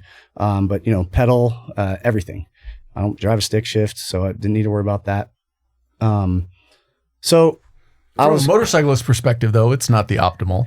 No, it's not. It's definitely suboptimal. But, kind of seeing the silver lining of things, it definitely helped that I'd already expected it to happen a long time ago. I don't know mentally how I would have handled it if it was just something that I never thought would happen. And I didn't have this whole background and this whole network of people that are either the same. Actually, most of them are probably much worse and doing just fine. So I was immediately in a headspace where I'm going to be fine. I just need to get this figured out. I'll be okay. I don't need a foot to run a healthcare clinic. So that's kind of where I was with it. Got taken to the hospital. I told them, I said, just take it off. And they're like, are you serious? I said, no, seriously, take it off. I'll sign something. I don't care. Just take it off. Make it below the knee, please. Make it below the knee. That's all I cared about. And I woke up and it was gone, but it was below the knee. So I remember looking up and I knew it was below the knee. And I said, okay, good. And that was that. That's kind of how that happened. I was in the hospital for a week. And then I got out the following Saturday. And then that weekend, my clinic, we were supporting an event out in Tustin. And we had a tent and everything. So I had one of my buddies take me out, and I showed up on a wheelchair and went back to work because, again, single point of failure. I'm the owner. Everyone's looking at me to make decisions.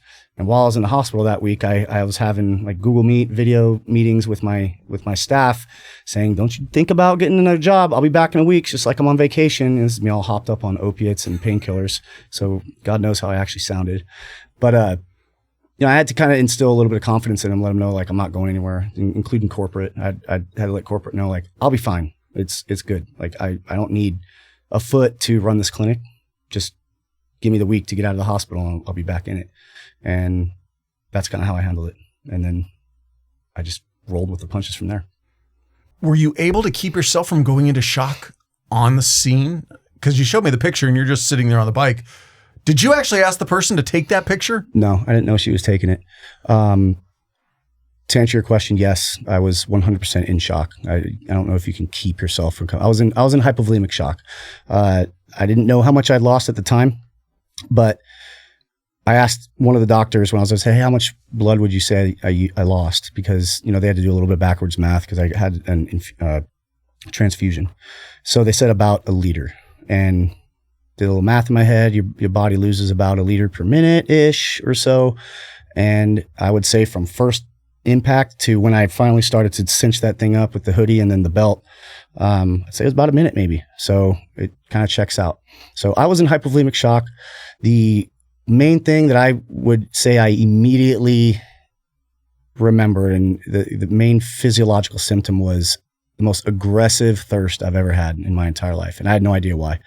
I wasn't dehydrated. I didn't go out the night before. It was 11 a.m. in the morning. It was, I was on my way to my buddy's kid's football game. And that was the first, it was like I hadn't had any water in probably 3 days. It was so bad, to the point where the only two people that stopped, the first thing I asked them for when they asked me if they could help, I said, yeah, do you have any water? And that's while I'm, before I even have a tourniquet on. That's how bad it was.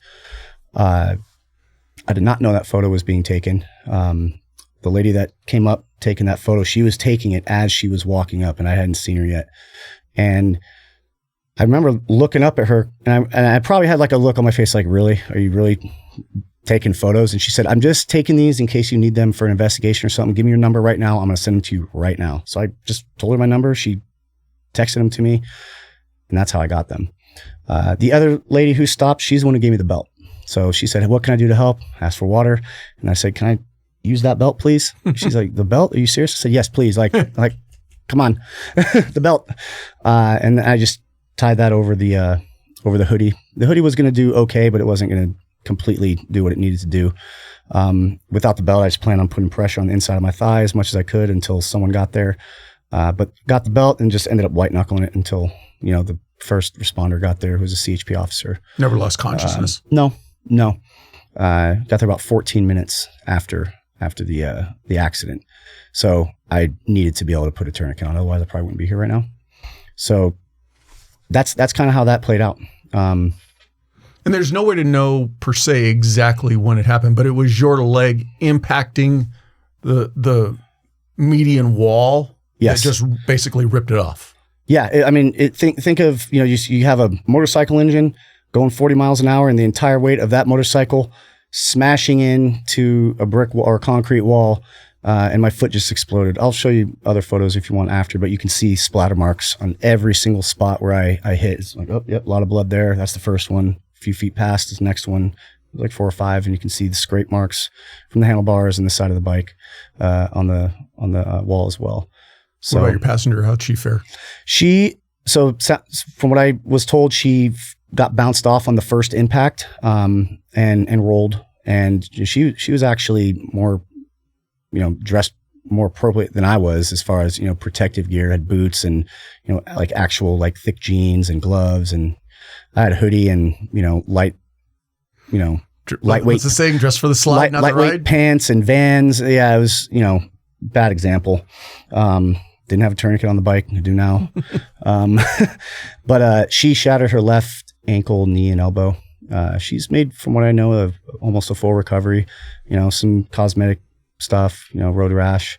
I'd say in the short term, she was probably in more pain than I was. In the long term, she's going to do better right off. So I just spoke to her. Yeah, I just spoke to her the other day. She's doing well. So we're still friends. It's just one of those things. The first time you got fitted with a prosthetic, what's that like? It was weird. It was really weird. It was about 7 months after the accident. So I was on crutches, hopping around like a flamingo for about 7 months. It was painful. My nub kind of does this, as it, swells up, and as you move around, it kind of does that. So you have to have all these different ply socks for thickness to make sure it sticks in it. It was sore. It hurt. It's really weird. It feels like I have no feeling, obviously. Walking on the ground, it's, any little deviation in anything, and, like a dip in the ground or a rock, like I can't feel it. So that took some getting used to. It just feels like you have a heavy thing hanging off the bottom of your leg and you can't feel anything, like your leg is asleep, except like really asleep. So that took some getting used to. There's also a little bit of a process getting, the right fitting. It's more of a trial and error, troubleshooting type of situation versus like, oh, let's just take, this mold and make you a socket and now you're good. Go off, live your life, have a nice one. It's not like that. You have to go back and do adjustments. They'll give you a leg. If it finally fits and you can walk around on okay, then they say, okay, how do you like the ankle? How do you like the foot? Adjust the pitch in the foot a little bit, adjust the pitch in the, the support between the foot and the socket. I'm still dealing with it. I mean, it takes a while. You know, your skin needs to get used to being wrapped up in a silicone sleeve that connects to your leg. It rubs on your skin. You can get, irritation. Everything is taken into consideration. So it's not just a, hey, here it is, and go do your thing.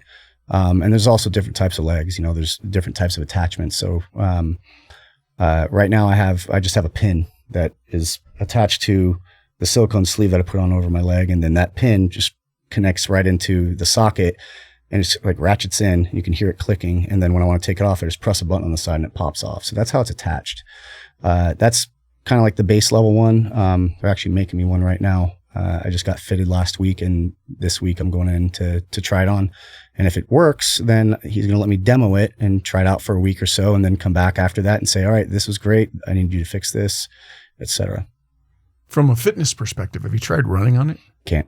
Oh. Yeah, can't. I don't know if I'm ever really going to run again. I can have a running leg. Is that because it's below the knee aspect?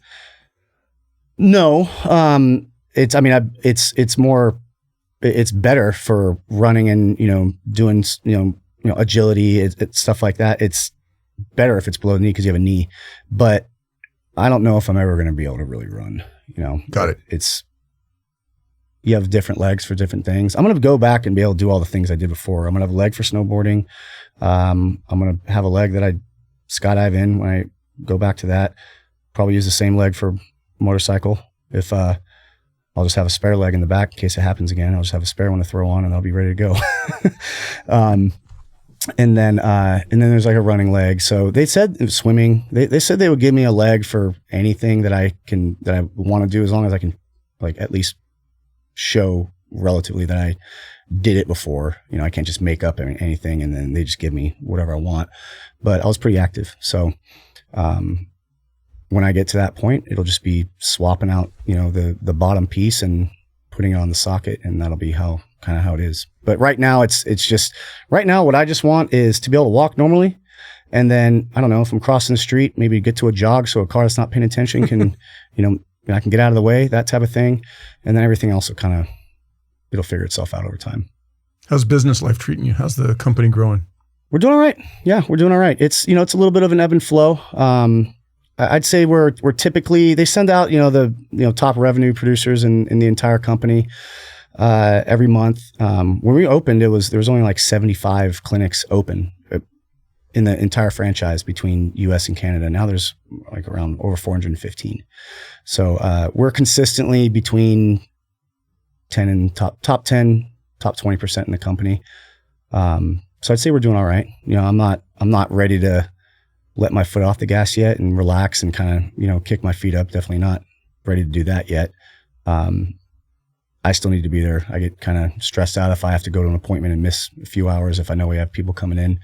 But I have to, I have faith in my employees and my staff. I've got some pretty awesome employees, especially when the accident happened. A lot of them really stepped up, and I was surprised about that. So I really appreciated that. So I try and take care of them, and I have a pretty good staff. So I just want to make sure that I'm in the right spot, and the financial health of the clinic, and everything can kind of relatively go on autopilot before I step back. So I'm not there yet. You talked about the symptoms, I call them symptoms, that you were experiencing when you crossed the bridge into TRT, which eventually took you to Gameday Men's Health. Is there any piece, this is not a transition aspect, this is just overall health, especially as it relates to so many veterans and first responders, as from a marketing perspective of what you want to make sure somebody knows to draw them to you? Is the accident part of it? Is that what you're saying? However, just related to your business of Gameday Men's Health and getting people in the door, you talked about your symptoms that you were experiencing, the brain fog, the slow ability to get your day going, those kind of things. But is there anything from, I'm giving you the opportunity to market your business, talking to a veteran, and I really think especially that veteran first responder community, because I think for a lot of us, we get so used to the op tempo of these jobs that I think we tend to overlook some of the obvious symptoms that we explain them away, so to speak. So to get somebody to come in your door, what is there any other piece that we haven't talked about that you want to make sure somebody knows about? Yeah, I would say that if guys are stubborn, no, we're not. Yeah, exactly. Yeah, we're stubborn. We tend to just put our heads down and deal with it, right? And then, as things get worse, we just kind of try to deal with it more and more. And people don't realize that there's an easy option out there to kind of counter these effects that you're feeling, this degradation of your hormones, your brain, your body, everything. It will change your life 180 degrees. And most of the time, guys that come in and they get started, depending on how old they are, their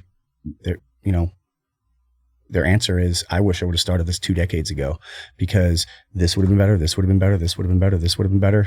Marriage, their job, just how they feel, their irritability, how they feel about, life and how productive they want to be, the motivation, their drive, all of that starts to spiral. It starts to go downhill.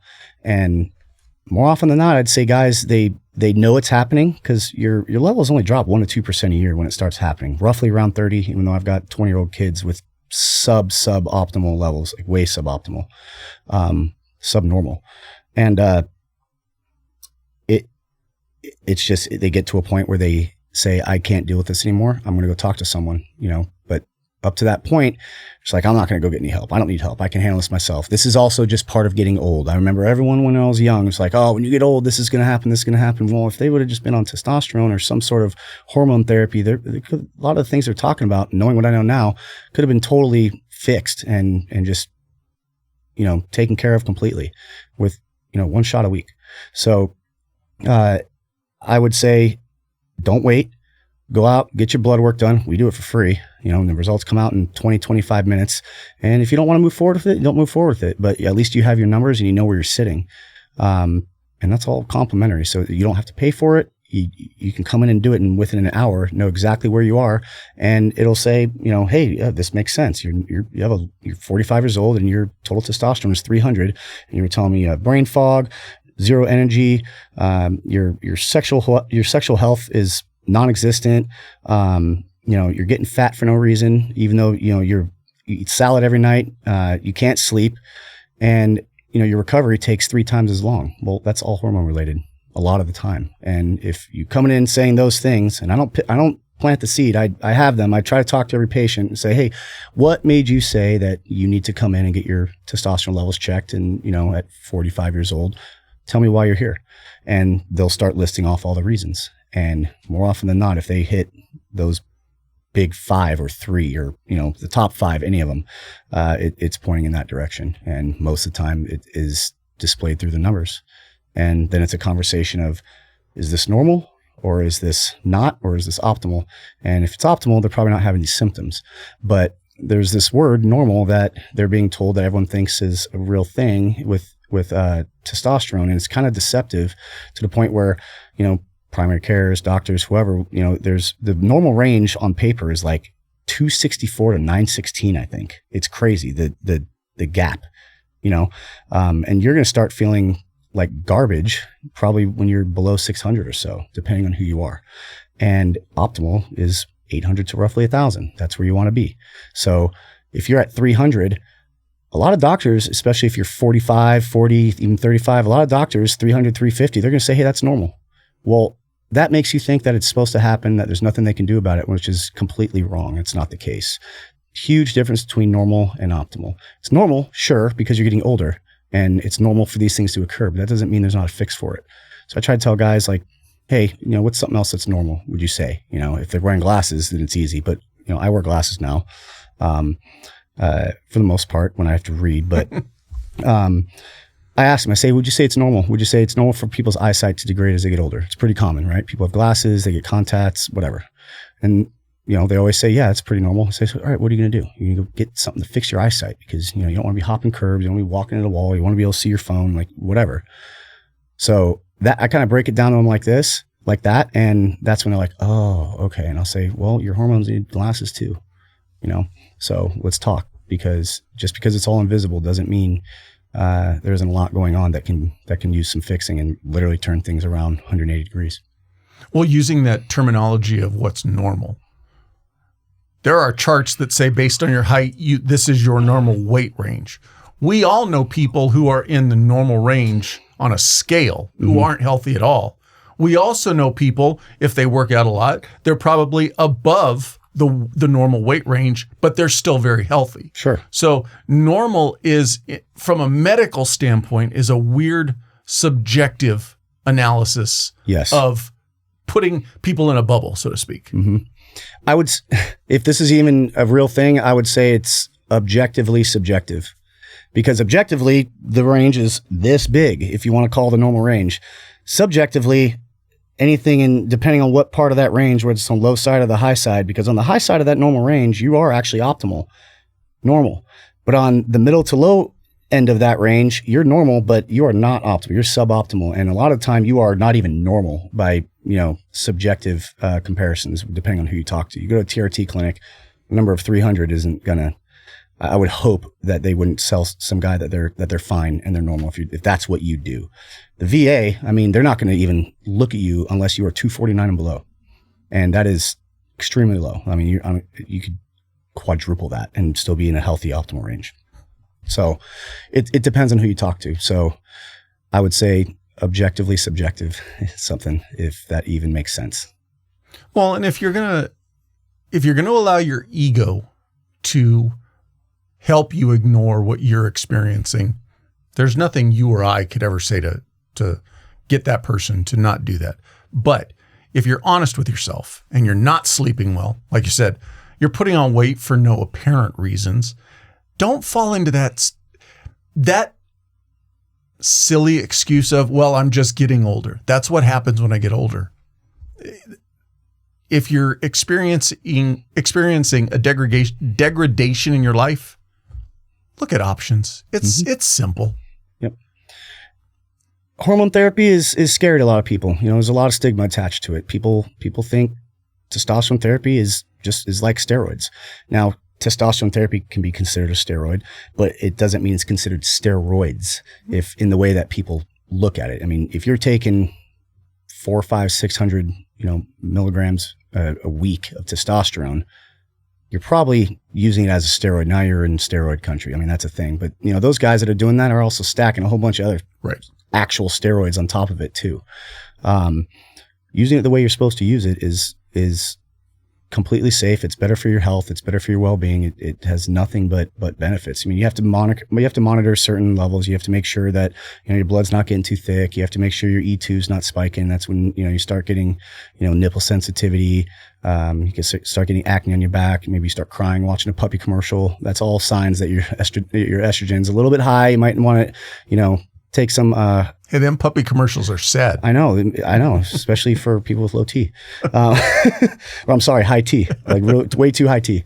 And that's actually an example a buddy of mine gave me. This is long before I even got into this. He was like, yeah, man, my testosterone was like 1300. And I didn't know it until I literally started getting teary-eyed watching a puppy commercial.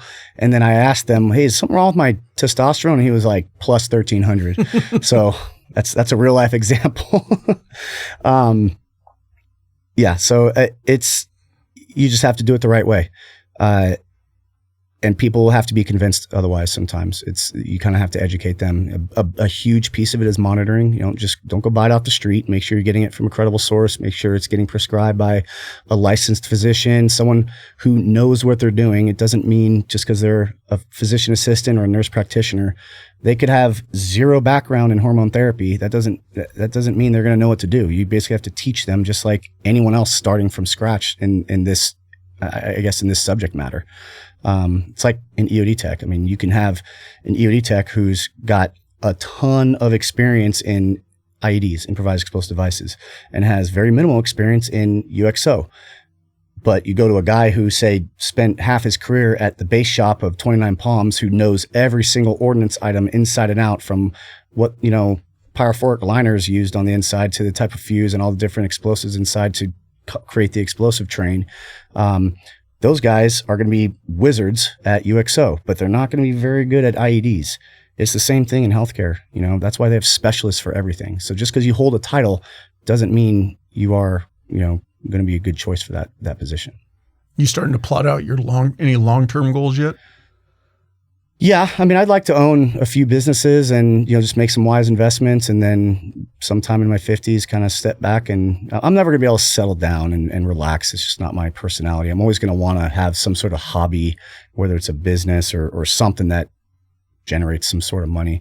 But that's the goal. I'd like to have 3, 4, 5 businesses that, they end up going on autopilot and I can just let it happen. And then, I'm still, the overarching figure and managing it from afar maybe.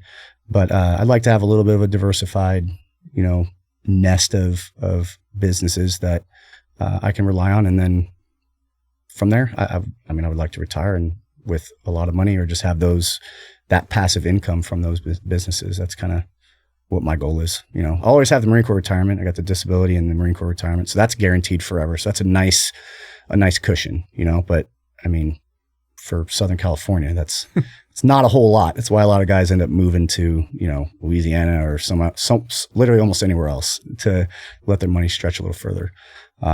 Me being from California, I don't really plan on moving here, at least anytime soon. So I want to have a good, flow of revenue from multiple different sources so that I can relax in case one industry, takes a hit, the other one makes up for it, stuff like that.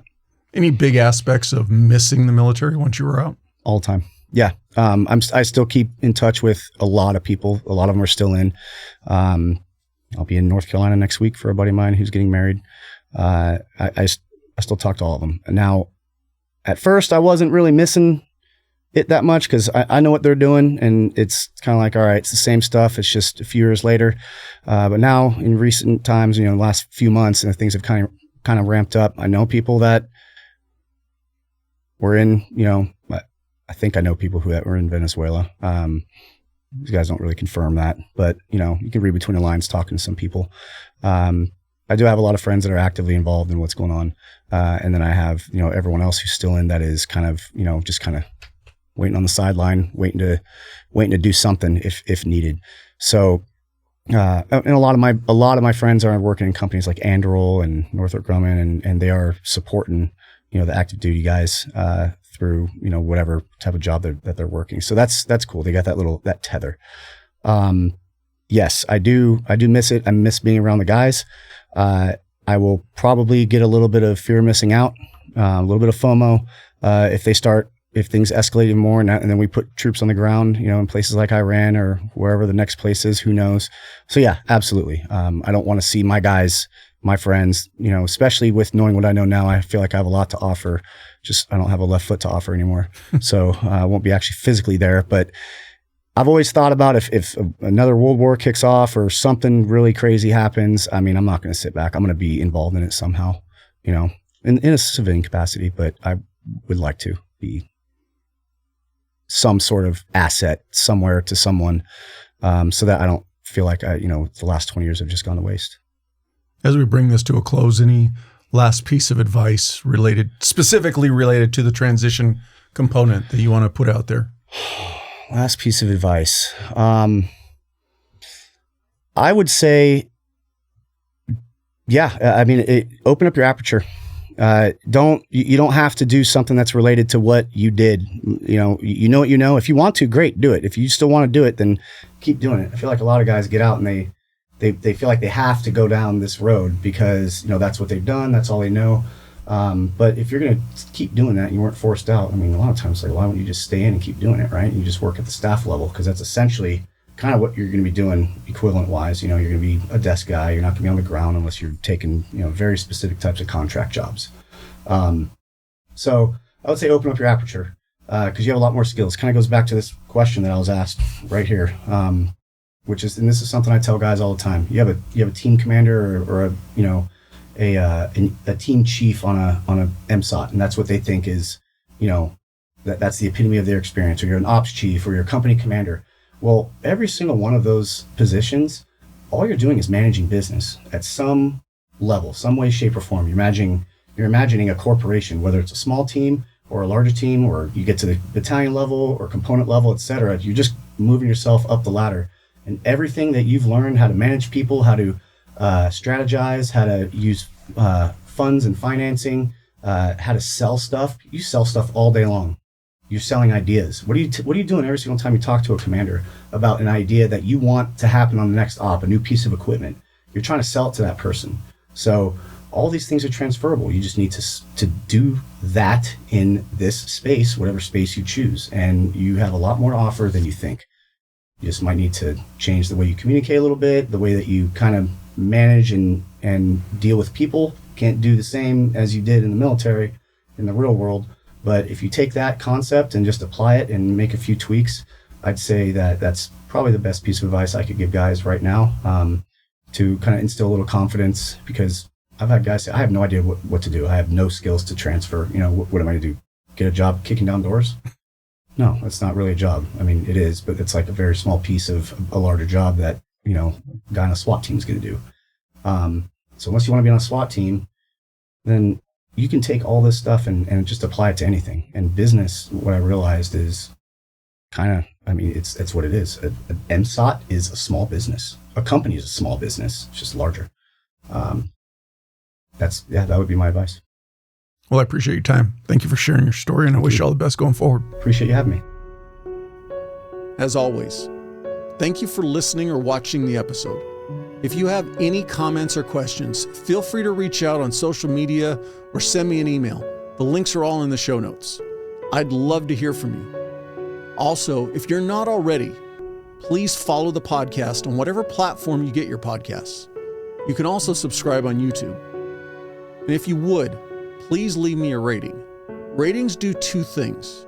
You can tell me what I need to fix or improve, and the more ratings also gets the podcast recommended to more people. Another ask, please share the podcast with anyone you think could benefit from and enjoy it. And last, don't forget, sign up for the newsletter.